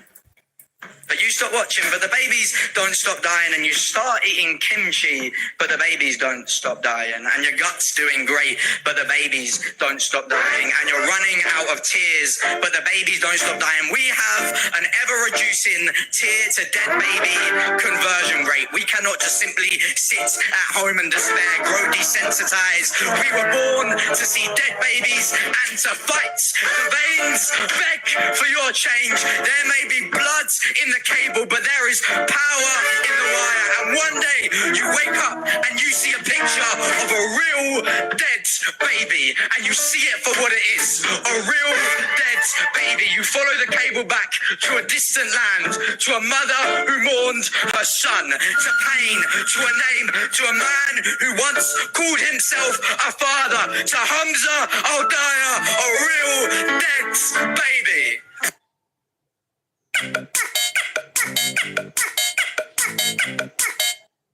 I want to just make a comment on that. See, right now we don't care about the people of Palestine. They're far away. But see, some of us have children. And what you're seeing so far away is going to come close to you. And it's going to be about you and your children, your dead children, the blood of your dead baby. See, it's different when it's somebody else's baby. You don't care. When it becomes personalized, it becomes your dead baby. What are you going to do then? What the fuck are you going to do then? See, this world, it doesn't have a middle class. The middle class is being eroded. A lot of people losing their jobs. A lot of people can't go around with things to eat in their mouths.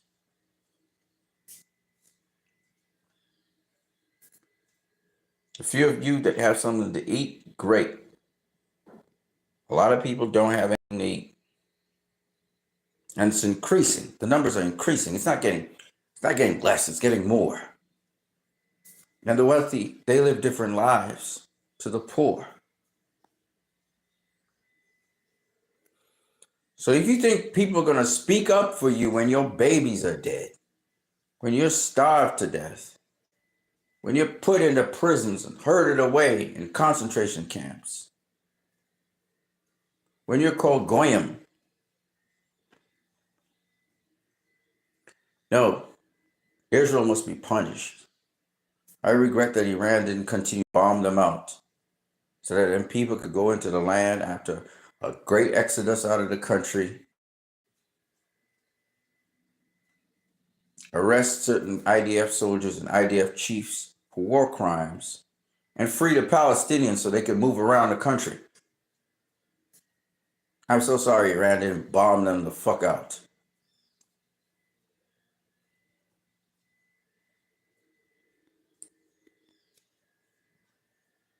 Don't get me wrong, Iran dealt a terrible blow to Israel in terms of their intelligence and other things, but not enough. They didn't do enough according to Scott Ritter. They need to do a lot more.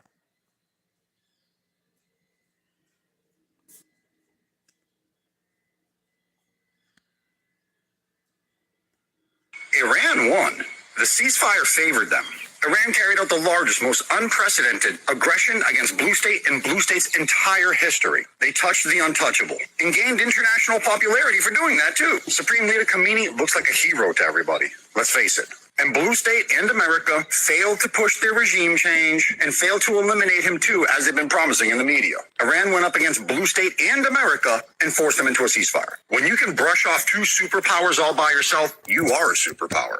Trump was forced by Netanyahu to take out those buildings in Iran. You see the political psychology behind it too? It gave false legitimacy to the false claim that Iran was on the brink of building nuclear weapons, something they've been claiming for 30 years. Look at the articles. It was never true. It was just an excuse for Netanyahu's aggressions. They wanted a conflict, got the conflict, couldn't handle the conflict. And you notice what Trump did by forcing the ceasefire too? Deflects blame and saves Netanyahu and Blue State's reputation. Without America's involvement, they would have had to beg, and so doing admit defeat. Trump saved them from having to admit defeat and beg for a ceasefire. And sadly, it lowers our reputation to help them save their reputation. Regardless, Iran is now proven to be the biggest powerhouse in the Middle East. And that was a significant change. Yep.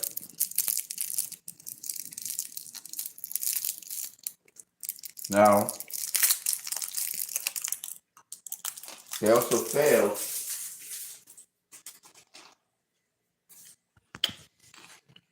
on getting rid of Iran's nuclear program.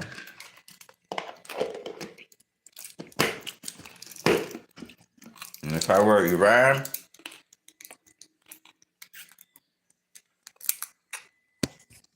I'd get nuclear weapons.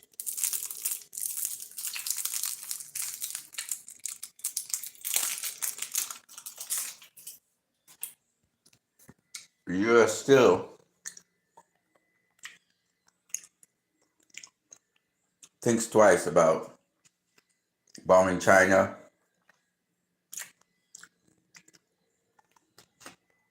through Ukraine, their proxy.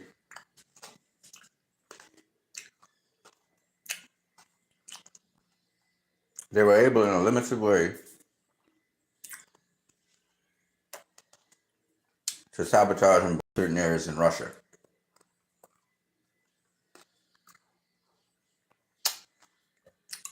Seems as though Russia may have to take Ukraine. They may have to completely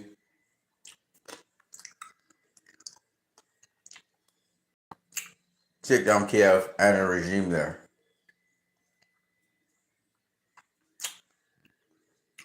And then they may have to partition Ukraine so that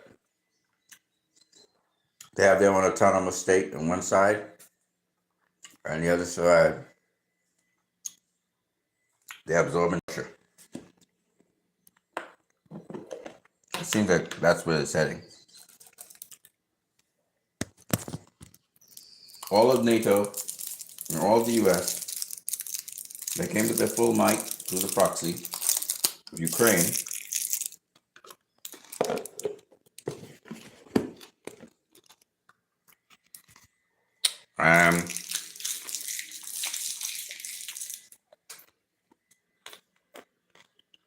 Ukraine was crushed.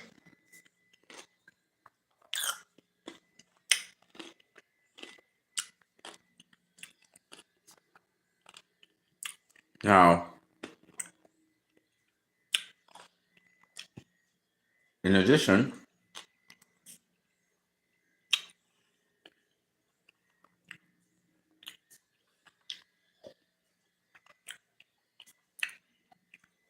they're trying to freeze the conflict, but Russia keeps on making ground on Ukraine and advancing and taking city by city. See, Iran was supposed to continue pummeling Israel and continue negotiating with the U.S. for a ceasefire deal. You see what the U.S. did with the Houthis as well? Where the Houthis was bombing the shit out of the ships. They asked for a ceasefire. Very smart. Now let me tell you something. If the advantage was in Israel's favor, or the U.S.'s favor, they'd have finished off Iran, just like what they're doing to the Palestinians.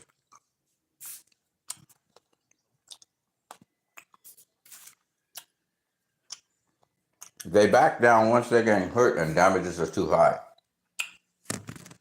Israel arranged a ceasefire with Hezbollah before the invasion of Syria. Hezbollah should never have agreed to that ceasefire.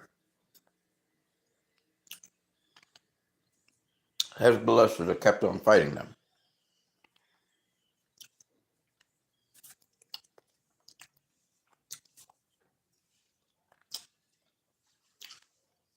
The key here is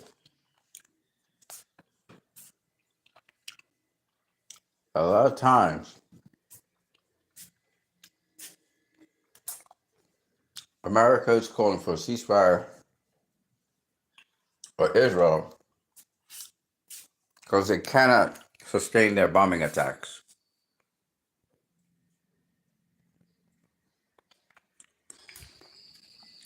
They're not pinpoint accurate. The Houthis have still been launching missiles every single day into Israel. They haven't stopped. Hezbollah has to some degree ceased hostilities, as far as I know, in the news, with Israel. And I've been asking the Lebanese government, because Hezbollah is not a government, to handle those systems that are in place.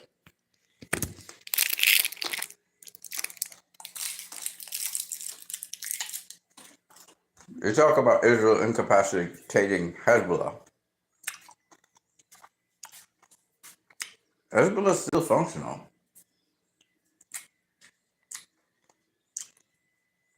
You know?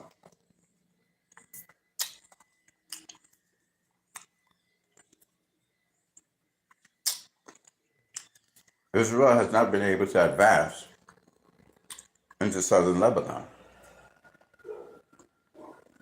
Okay? The Houthis keep on bombing Israel. And America has to stay out of it. Iran was bombing Israel. And America tried to intervene to stop Iran from bombing Israel. As you do know, Iran really blitzed up Israel in the last couple of hours of the so-called ceasefire. I mean, Iran really hit Israel hard. Hard. Okay?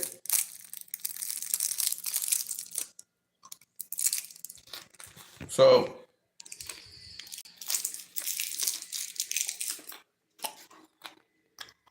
Iran stopped. Iran only did as much as necessary. But I argue Iran should have continued bombarding Israel.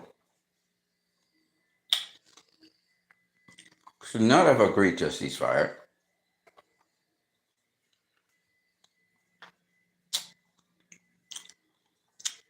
And finish the job.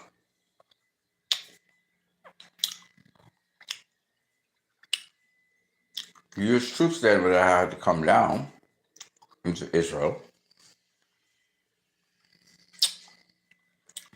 Now, to be honest with you,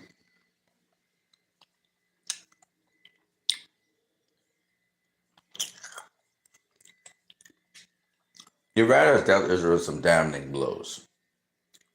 All right? But, having said all of that, Iran still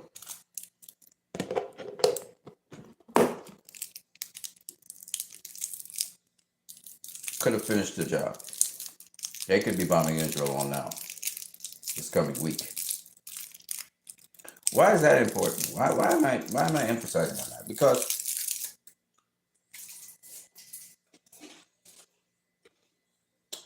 what is happening in Palestine, or even now, Trump says he's trying to get a ceasefire in Palestine. What does it mean?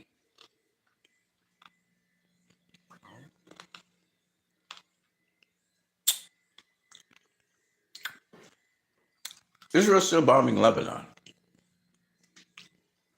And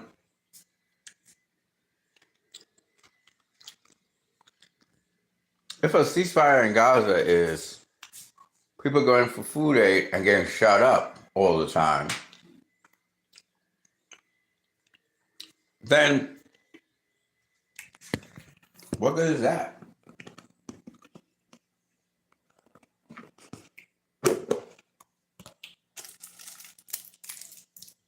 They have the people going through these concentration barbed wire things. The Israelis arrest whoever they feel like, torture whoever they feel like. Sorry, not arrest, abduct.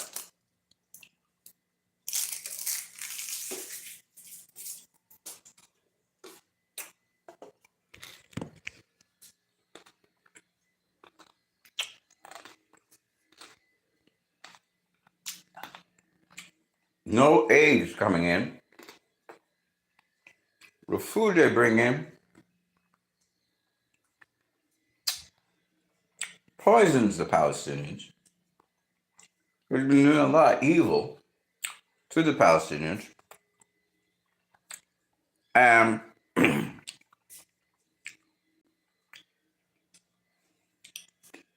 whole world is seeing it.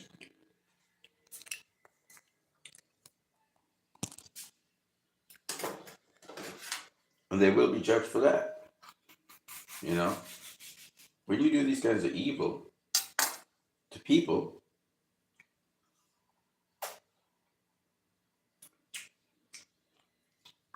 and you allow other people to see that, you say you're trying to cover it up, but you can't cover it up. You can't cover up those things. You know? The whole world's seeing how evil and wicked you are. And that these people have been undergoing this for decades. For decades you've been doing this to these people. Blatant racism. It makes the civil rights movement look like a joke. The kind of evil that these people are doing. And they're Europeans, they're racist. Clearly they're racist. This is white supremacy.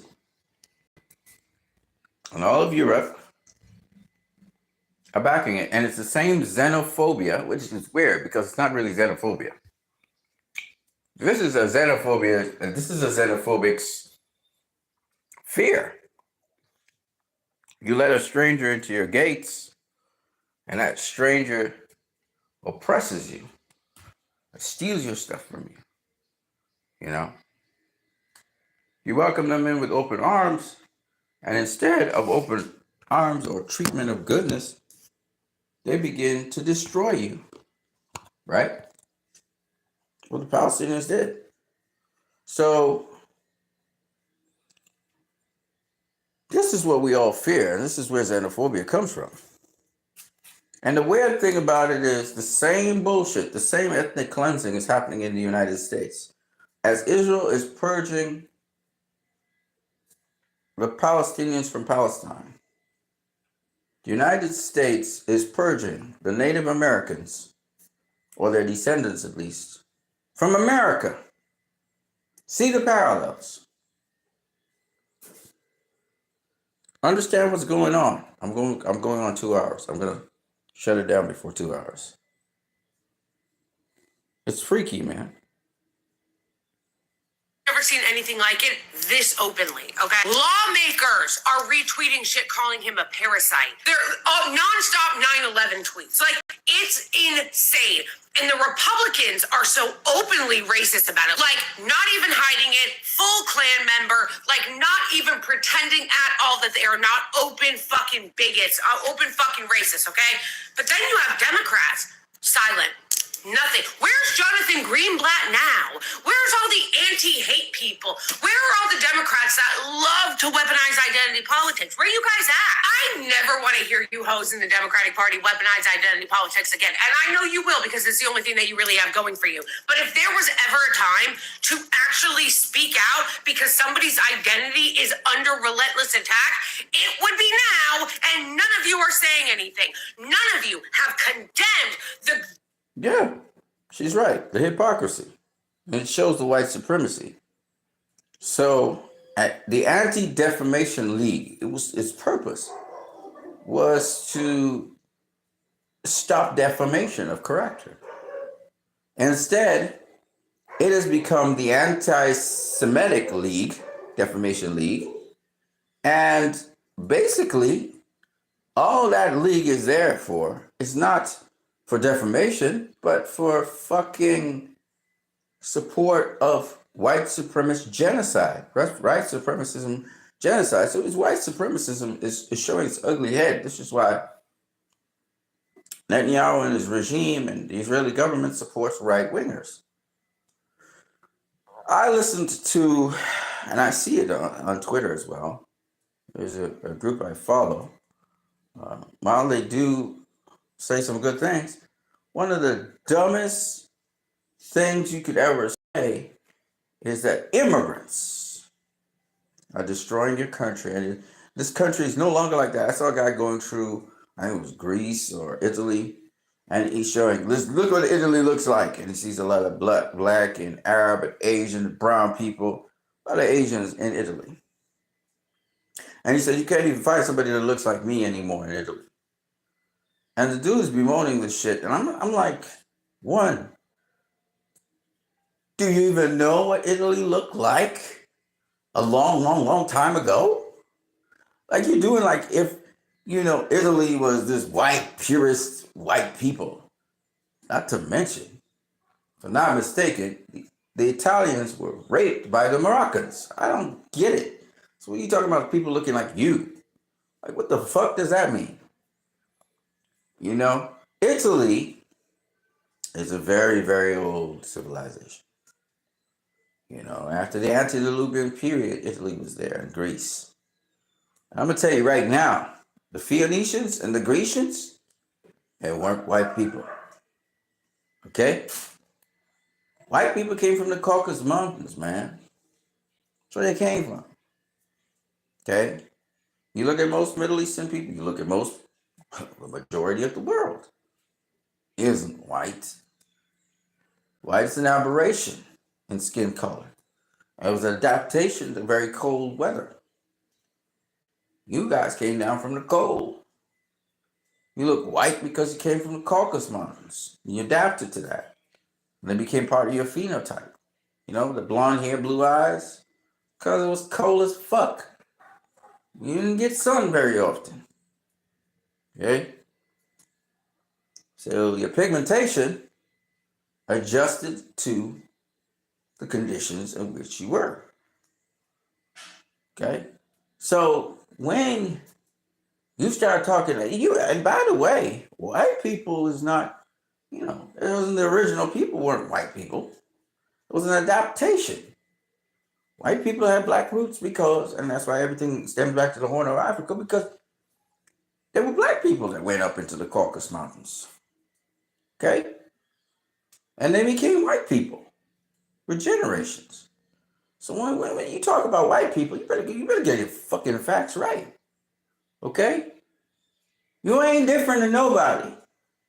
You're the same as all of us. Some of y'all even recessive in certain areas. Okay? Y'all went up into the Caucasus Mountains. That's why you call Caucasian. You're still an Asian. You come from Asian peoples. So stop with the bullshit and the white supremacy and purity of a white race. What the fuck does that mean? Y'all wasn't here first. Y'all came after. According to black people, we birthed you. You went migrating up into the north, and that's why you became white. So stop tripping. Talk about preservation of the white race. Motherfucker, if you want a white race, anytime, just go up into Alaska, go up into the mountains, black people, any race, just go up into the mountains, into the real cold, like go up in the top of the mountains and shit, stay there for a couple generations, you get white people. That's how you get it. That's how white people came to be. Okay? Make it sound like, oh, we're a dying race. Motherfucker, shut the fuck up.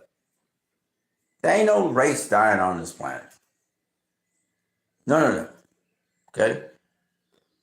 So we need to stop that bullshit. Okay?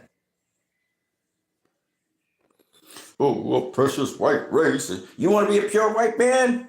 Go up in the fucking Caucasus Mountains. Go up into the mountains. Go up into the cold water, that harsh, cruel, Cold conditions, you get white. You get whiter than snow. You might even get pink, motherfucker. Blue pink. Dumbass motherfuckers. Disgusting attacks on Zohran. None of you have come out and been like, this is unacceptable. I'm not seeing people call for resignations. Imagine if somebody was talking this way about a Jewish person.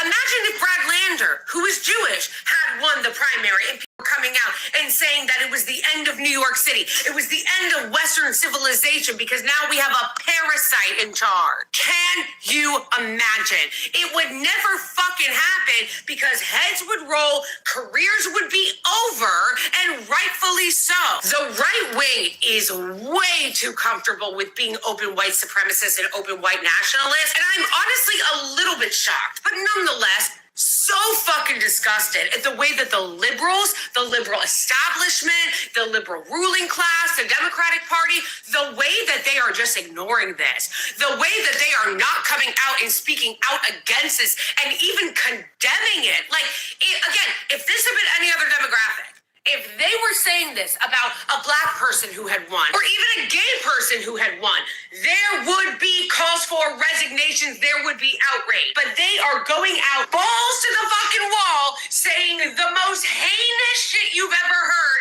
about Zohran, and the Democrats are nowhere to be found. This is like, I hate the word microaggression because I feel like it's just so fucking cringe and people overuse it all the time, just like when someone says something they don't like. But man, if this is how it actually works. Republicans are like open Klan members, like open white supremacists saying just the most heinous shit, talking about how it's the end of the West. And then you have Democrats letting it slide, ignoring it, silently okaying it, and doing microaggressive racism. Like, but Zohran, are Jews going to feel safe with the EU in charge? I've seen even some so-called liberals being like, are we going to have Sharia law? People like Charlie Kirk and Marjorie Taylor Greene are literally retweeting photos of the Statue of Liberty in a burqa. Honestly, I shouldn't be shocked. I know that people are Islamophobic and racist. I guess where I'm just like a little surprised is that Democrats make it their fucking brand to be like, we love diversity and we celebrate different identities and we pay attention to microaggressions and we're anti-racist and blah, blah, blah, blah, blah, blah, blah, blah. But then when it comes to one of the most vicious, racist, Islamophobic smear campaigns I have ever seen in public life, they've greenlit it. They're not even condemning it, which would be the bare fucking minimum. This is fucking unacceptable. It is unacceptable at the very least. So what she basically is beginning to realize is they're all in cahoots. Okay? You're gonna Bernie Sanders saying shit. You're gonna see Alexander Cortez saying shit, defending this dude. And they won't. Because guess what? They're only interested in their paycheck. And they're there to convince the American public that nothing's going on. No need to worry. I hear any of my fellow Jews clutching their pearls about blood libel ever again. Because there is no libel to it anymore, is there? It's blood-soaked fact. If you're not familiar with what blood libel is, allow me, as a former, if you can believe it, anti-Semitism educator, yes, Jewish organizations used to pay me to talk to them about combating anti-Semitism. And I spent a lot of time teaching people what blood libel was. So here's what I say about it in my book, Genocide Bad. By the medieval period, the accusation that Jews kidnapped and used the blood of Christian babies specifically to make matzah for the Passover Seder was used to justify massacres of Jews and the theft of their property. Quick recap. There is zero credible historical evidence that any Jews ever did such a thing. The medieval Christian church made up stories like this to manufacture hate toward Jews, Romanis, Christian heretics, and indigenous European faiths alike as a divide and conquer tactic. This story effectively distracted peasants from realizing that church leaders were the ones who were stealing all their wealth and keeping them in poverty so the Pope could build giant gold cathedrals. This divide and conquer ruling strategy still works great for gold-loving property developers today. See Donald Trump.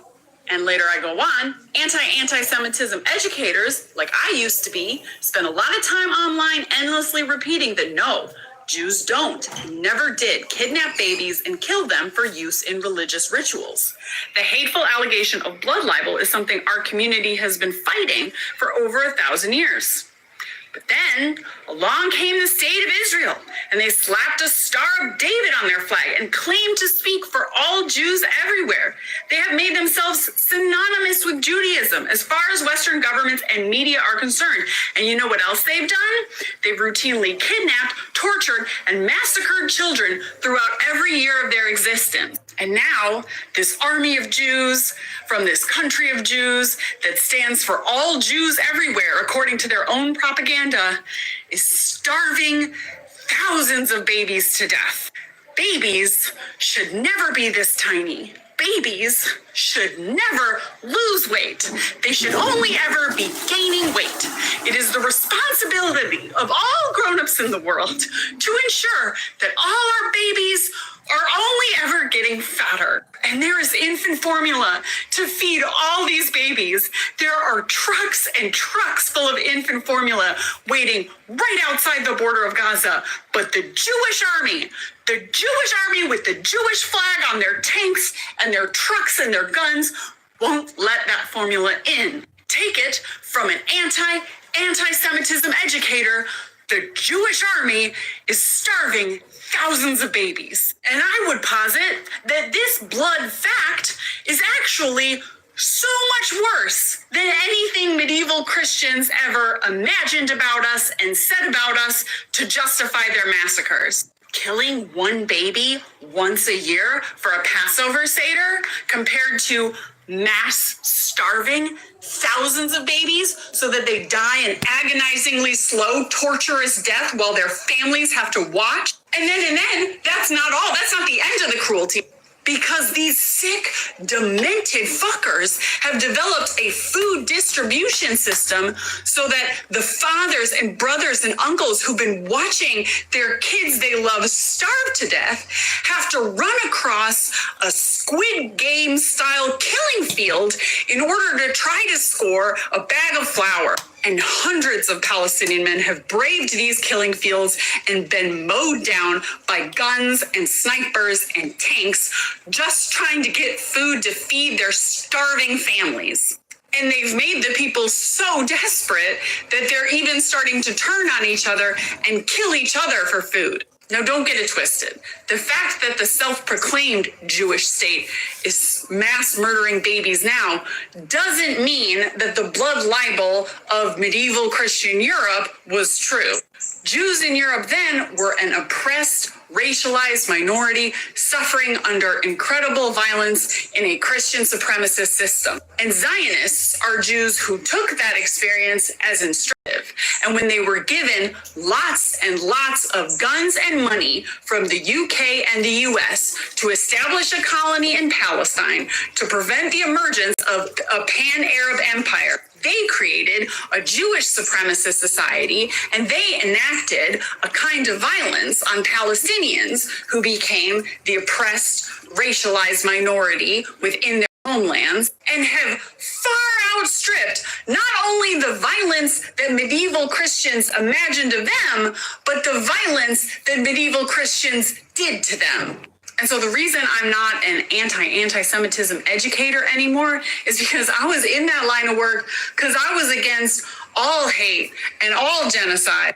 And all of us that feel that way right now, Jews and Gentiles alike, should recognize that the number one thing we need to be doing right now is demanding that infant formula enter Gaza as a start to shutting down the Zionist project that has made Judaism synonymous with mass murder, so that the term blood libel has become, in the modern day, blood fact. All I see when I close my eyes are a year and a half of blood facts perpetrated by the state of Israel. Normally, I end my videos with a fundraiser, but no amount of fundraising is going to bring infant formula into Gaza. So my call to action instead is that you make a ruckus, make public speech, use whatever platform you have, get with other people, and figure out how you can organize to amplify your voices as loud as possible to tell people that Gaza is in critical need of infant formula, that thousands of babies are being starved to death, and Israel must lift the siege and allow infant formula to enter Gaza now. Free, free! Alright, but have you heard this one though? Death, death to the IDF! Death, death to the IDF! Death, death to the IDF! Death, death to the IDF! Death, death to the IDF! Hell yeah, from the river to the sea, Palestine must be, will be, inshallah, it will be free. After the war in 1919 at the Paris Peace Conference, where the victorious Allied power carved up the remains of the Ottoman Empire, the Zionists had a seat at the table as collaborators, active partners in the empire. Negotiating their place within a colonial order they were desperate to join. Chaim Weizmann, the head of the Zionist delegation, submitted a memorandum proposing something scandalous: the borders of a Jewish state that did not yet exist. Forget asking, how do you draw borders for a colonial state that does not exist? After the war, carefully, the border of their hallucinated damn state reached above Saida, curved inland to form a northern hump, and dropped back down to include Jabal al-Sheikh. This means that they drew their northern border 60 kilometers, nearly 40 miles into Lebanese territory. That area represents almost 30% of modern-day Lebanon, casually marked as part of the so-called Jewish state.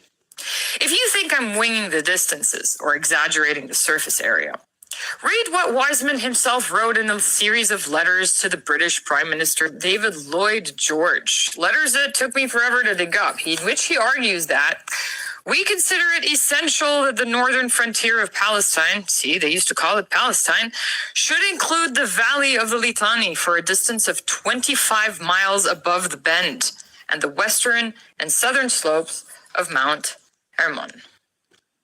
25 miles above the Bend. The Bend is the notable westward turn of the Litani River. The Zionists wanted territory extending 25 miles, 40 kilometers, upstream from this point. Do you know what that means?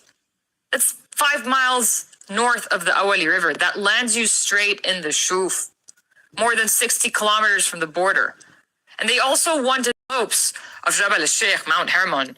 This is Mount Hermon. This Jewish homeland didn't just creep into Lebanon, it swallowed a third of it. But Sarah, this is so long ago. Today, the Israelis really don't want to take any Lebanese land. They only want to defend themselves. Well, let me show you a couple of things, Habibi. Back in October 2024, just a few months ago, during the war, Israel ordered the evacuation of South Lebanon. How far did they ask the people to go?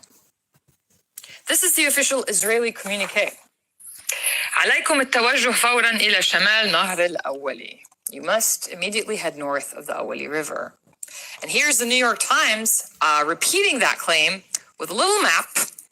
Israel told residents to move north of the Awali River. That's within 60 kilometers of the border. See, the Awali lies about 60 kilometers from the border. That's not a random line on a map. That is the exact northern border the Zionists drew in 1919 for their so-called Jewish state that swallowed over 30% of Lebanon. You think they've abandoned their fantasy of theft? This is a headline from December 2024. Israel captures Syrian Hermon, Netanyahu. This is a historic day. There's no Hamas or Hezbollah in Syrian Hermon. Only a new Syrian government that keeps repeating it wants to be friends with Israel. This headline, just less than 2 weeks ago, shows Shara expressing openness to join the Abraham Accords. And from this past week, Israel is still attacking Syria. Self-defense, you say? Fantasies of theft this pathological don't fade away with time. What began as theft written on paper is now policy by fire and force. They're no longer submitting maps to the Western powers, they're drawing them in blood. And in the West, every last one of them is letting them. So tell me, do you finally grasp the sheer obscenity of those who preach sovereignty in Lebanon without once uttering the word Israel?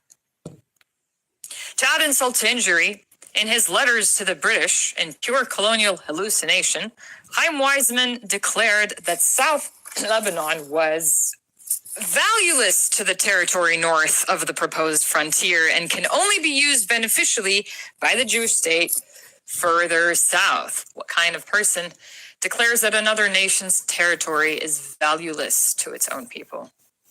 If you said a genocidal psychopath, you'd be correct.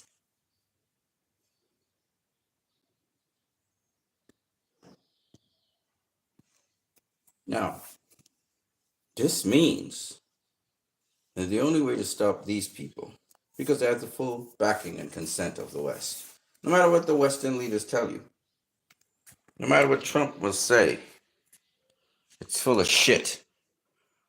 They're backing Israel. And it leads to the question, was Europe backing Hitler when he started to do what he did? The answer is yes. They were complicit back then, as they're complicit now. I want to make it abundantly clear to you.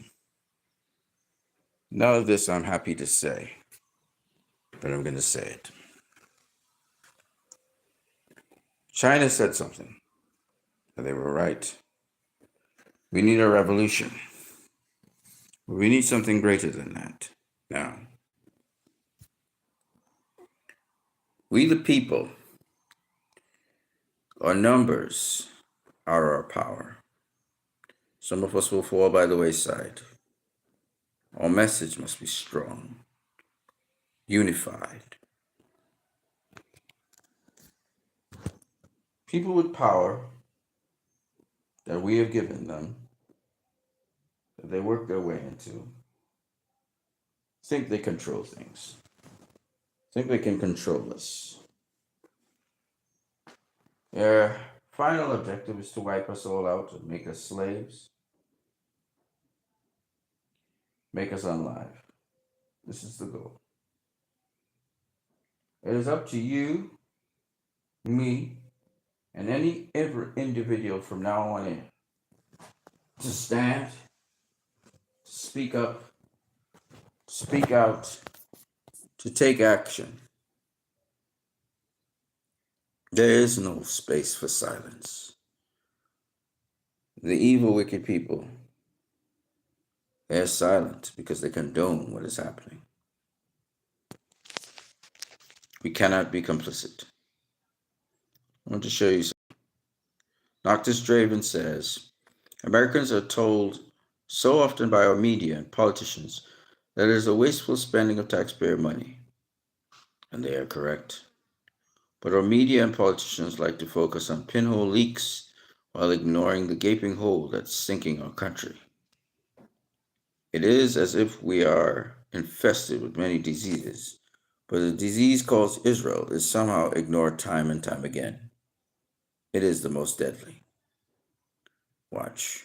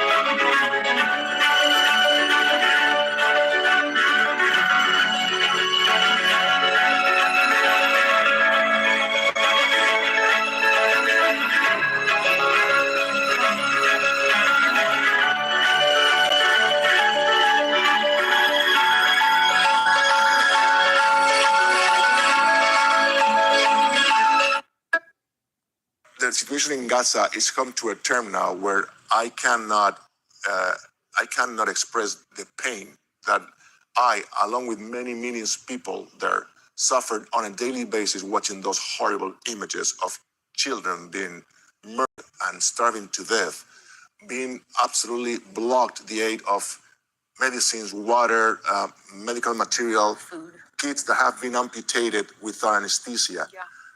People that yesterday they were shot, 25 people were shot while they were looking for humanitarian aid in what they call the Hunger Games.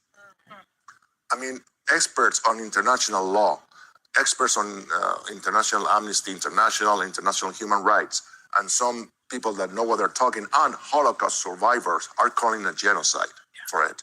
And if you ask me, I believe it's a genocide. Why is that? First of all, because the impunity that is taking Israel in doing these actions and the lack of action on any government is, of course, the backup of the United States with all these weapons and the economics, and also the silence of Europe, is creating a scenario where there's such an impunity that if we really don't do something about that, we are going towards, well, what is happening now. And an absolute impunity on creating wars all over and creating so much pain that is going to affect so many people. Yeah. But also, and with this I will finish, the most important thing is to not lose the humanity and really denounce when we have to denounce and who we have to denounce. I believe it's a genocide. I cannot express the pain that I, along with many millions of people there, suffered on a daily basis watching those horrible images of children being murdered. And the situation in Gaza is come to a term now where I believe it's a genocide. Maybe that's where we put our hearts and our energy and anyone suffering, anyone oppressed, anyone that is suffering under the weight of the horrors of our world right now, anyone who doesn't have a choice in living lives of dignity. That's where our energy should be going right now. We should be putting.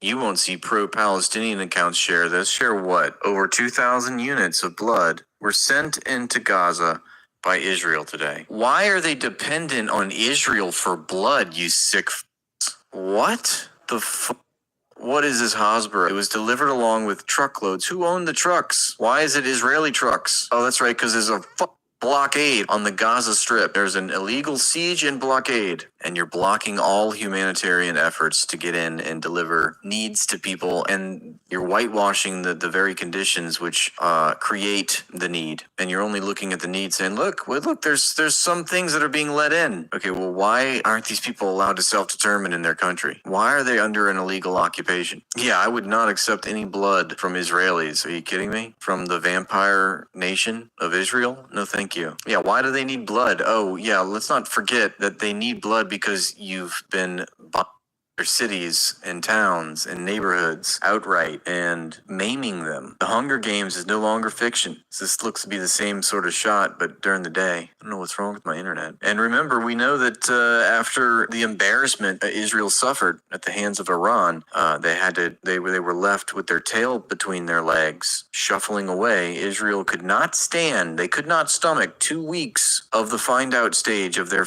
round find out campaign. They could take only 12 days before they said, we're tapping out. Donald Trump, we need you to negotiate a ceasefire. Please, we need time. We're getting hit hard. Please put it into this, but make us look good. Please make us look like the winner. And that's what happened. And of course, they don't look like the winner. There's no victory parades in Israel right now. Tell me, what kind of prime minister, what kind of fake country claims they have a quote unquote historic victory, and there's no military parade? There's no victory parade? There's no Israelis dancing in the street? They said they were going to dance again. Why aren't they dancing in the street? They just want a war. The IDF told us that the Operation Rising Lion will reach the history books and will be foretold and told about for centuries to come. It was such a success for the Israeli people. It was such a defining moment. You just heard the IDF chief or spokesperson, let's just say an IDF spokesperson, say that. Well, it seems kind of weird that they're not exclamating that. They're not putting a fine point on it by doing a victory parade. Remember, we've been told, like, like this is all just a fucking football game anyway. I mean, what happens after you win the Super Bowl? Don't you go into your city and you can have a parade and you talk with the people and everybody cheers you on? Why is that not happening right now in Israeli society? Why are they just so fortunate to have DoorDash after 6 p.m.? Why are they still fleeing their promised land in droves? Maybe that's because it actually wasn't a victory, and the people claiming it was a historic victory are doing so for political reasons, of course, and they're saving face. But rest assured, there will be another round in this fight, and Iran knows that it's coming. Israel and the United States are regrouping. There's got to be something done. There's no way that Iran doesn't think that this is going to happen again. And there's no way that Iran thinks that they can trust the United States again. And I wish this video would play, but it's forever frozen. Is we are attacking strategic military points in Iran to limit their military capability. Really? You've killed 600 civilians in Iran. Israel has killed 600 civilians in Iran. Entire families in some instances. But here we go. Let's see if this guy's tried crying about it. While they are launching rockets at civilian buildings. There are two things happening here. Israel is around, and Israel is finding out. He is a sadistic liar.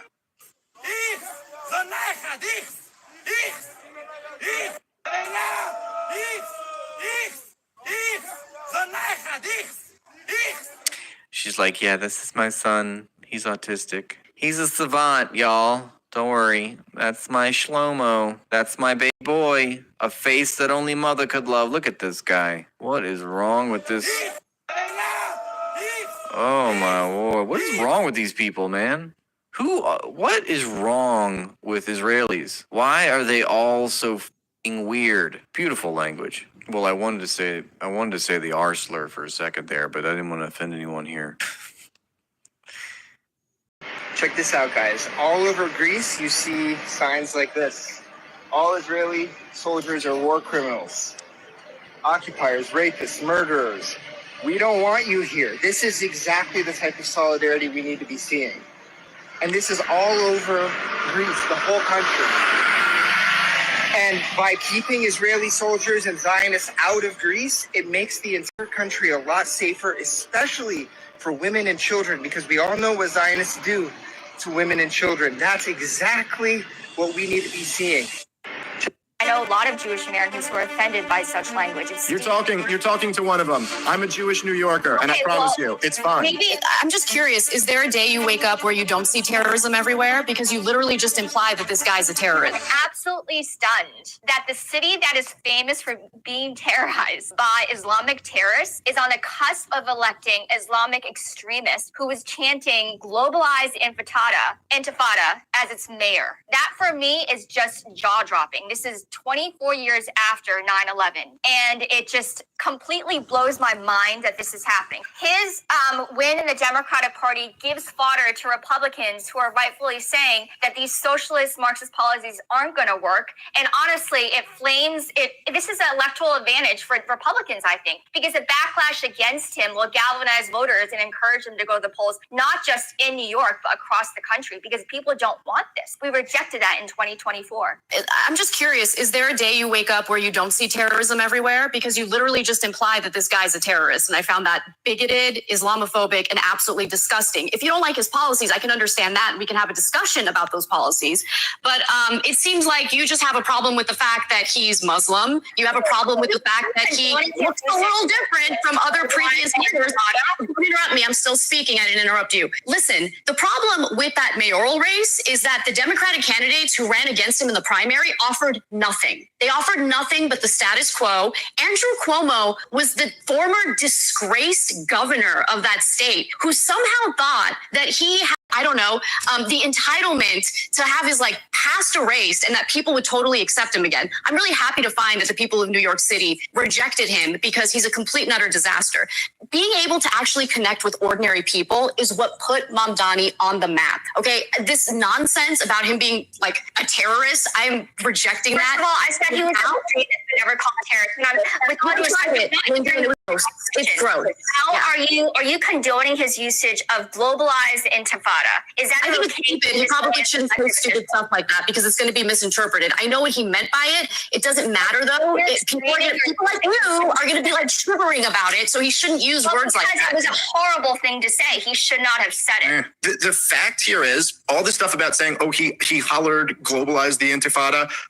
Nobody cares about this except people on TV and like people in very specific advocacy groups or something like that. It's just not what actually matters to people. The fact of the matter is that Andrew Cuomo, because he's such a member of the establishment, brought in all of the baggage of the war, which really should be irrelevant to the New York City mayoral race. But he brought in all that baggage. The truth is that Democrats in New York City, including the Jewish ones, don't support what Israel's doing to Gaza. And for him to be asked in the debate about whether he would commit to visiting Israel or whether you believe in a two-state solution or a democratic one-state solution, this stuff was just goofy. I mean, if they were smarter, they should have asked him about, like, you know, the concern that Jews in New York have about anti-Semitism or something like that. But the fact is that the Democratic establishment, as always, had to carry defending the wars, which is largely impossible. Whereas Mamdani ran a campaign very specifically targeting the unaffordability of New York City, which is the actual crisis, not who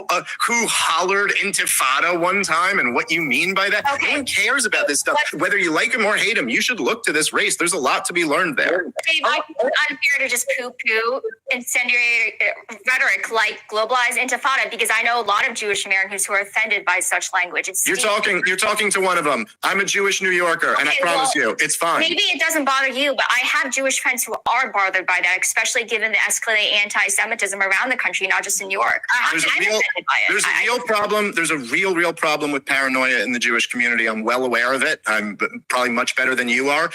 It's fine. Jews are doing fine. We're thriving. Don't worry. Damn. Loved it.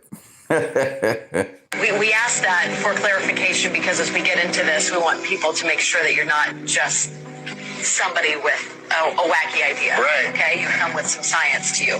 What is the official reason for the collapse of the World Trade Center towers? Well, we're told that the planes hit the buildings and there was an explosion and a fire, and about an hour and a half later, in the case of the North Tower, the buildings collapsed due to structural weakening due to the fires. The problem is that we don't have large gradual deformations associated with collapses, and fires in high-rises have never brought down a steel frame high-rise building at all, ever. And what we have, unfortunately, is the evidence in the Twin Towers and the third skyscraper to collapse that day, which most people don't know anything about it. We have the evidence of the 10 key features of controlled demolition. In the case of Building 7, it collapses straight down into its own footprint at free fall speed in the first 100 feet. It's dropping, as you can see, symmetrically, smoothly, at free fall speed in the first 100 feet, 2.5 seconds. This is uncanny. There's 40,000 tons of structural steel designed to resist this collapse. So what, a 47-story building? Yeah, this is called Building 7, right? A football field away from the Twin Towers. Okay, so what we're showing is left what happened. In fact, right is a controlled where you are using, or the people who made this happen, used demolition. Indeed, and it's a direct comparison. And you can see that, indeed, almost free fall speed, free fall acceleration through 40,000 tons of structural steel. That is uncanny. So we have 7 architects and engineers demanding a new investigation as a result of this evidence and the evidence in the World Trade Center that is very explosive. Almost every architect and engineer we show this information to agrees with us that these are controlled demolitions. If we can get them to look at the information, because obviously the implications of a controlled demolition are dark for our country, because that means somebody beside Qaeda was involved, because these have to be easily 3 of the most highly secure buildings outside the Pentagon. I think Israel is behaving, some people have suggested it's starting to behave like a rogue state. Do you think that? We ask that for clarification because as we get into this, we want people to make sure that you're not just somebody with a wacky idea. Right. Okay, you come with. I think Israel the charges in there is behaving, some people have suggested it's starting to behave like a rogue state. Do you think that it is? Well, I'm very careful What I said. It is a role When play. is Islamophobia going to be taken as seriously as anti-Semitism? When another little Palestinian or Muslim kid somewhere in the United States is stabbed 26 times? When another 100,000 Palestinians are killed, or another hijabi woman gets beaten up on the subway? What's the turning point here? All I know is that right now, in the United States, and I'm sure in other places, anyone can say anything they want about Muslim people, however slanderous, however vile, however xenophobic and racist, and nothing will happen to them. They can say it with absolute impunity and keep their jobs and pretty much just go on with their lives. That's not so when it comes to anti-Semitism. You say one anti-Semitic thing, I mean, it's not okay, but yeah, you are gonna face consequences. Rightfully so. Why not for us? Not to mention, anti-Semitism is literally weaponized against people who support Palestine, against Palestinians themselves, against the entire struggle for Palestine. We're not even allowed to use our own words, like intifada, an Arabic word that does not mean kill all the Jews, like Kirsten Gillibrand said. No, it doesn't mean that. Jihad, it doesn't mean holy war, or whatever the fuck they say it means. But somehow we have to stop using our words because people don't know what they mean. It's not up to the oppressor to change. It's up to us to change. It's up to people who are literally targets of racism and ignorance to change. Bullshit. Then now. Ooh, 2.5 hours. So I'm gonna wrap it up right here. I'm Christ I am disciple. I hope you guys have a good one. God bless you all. Again, we must work together to stop the evils that are happening in this world. God bless you all.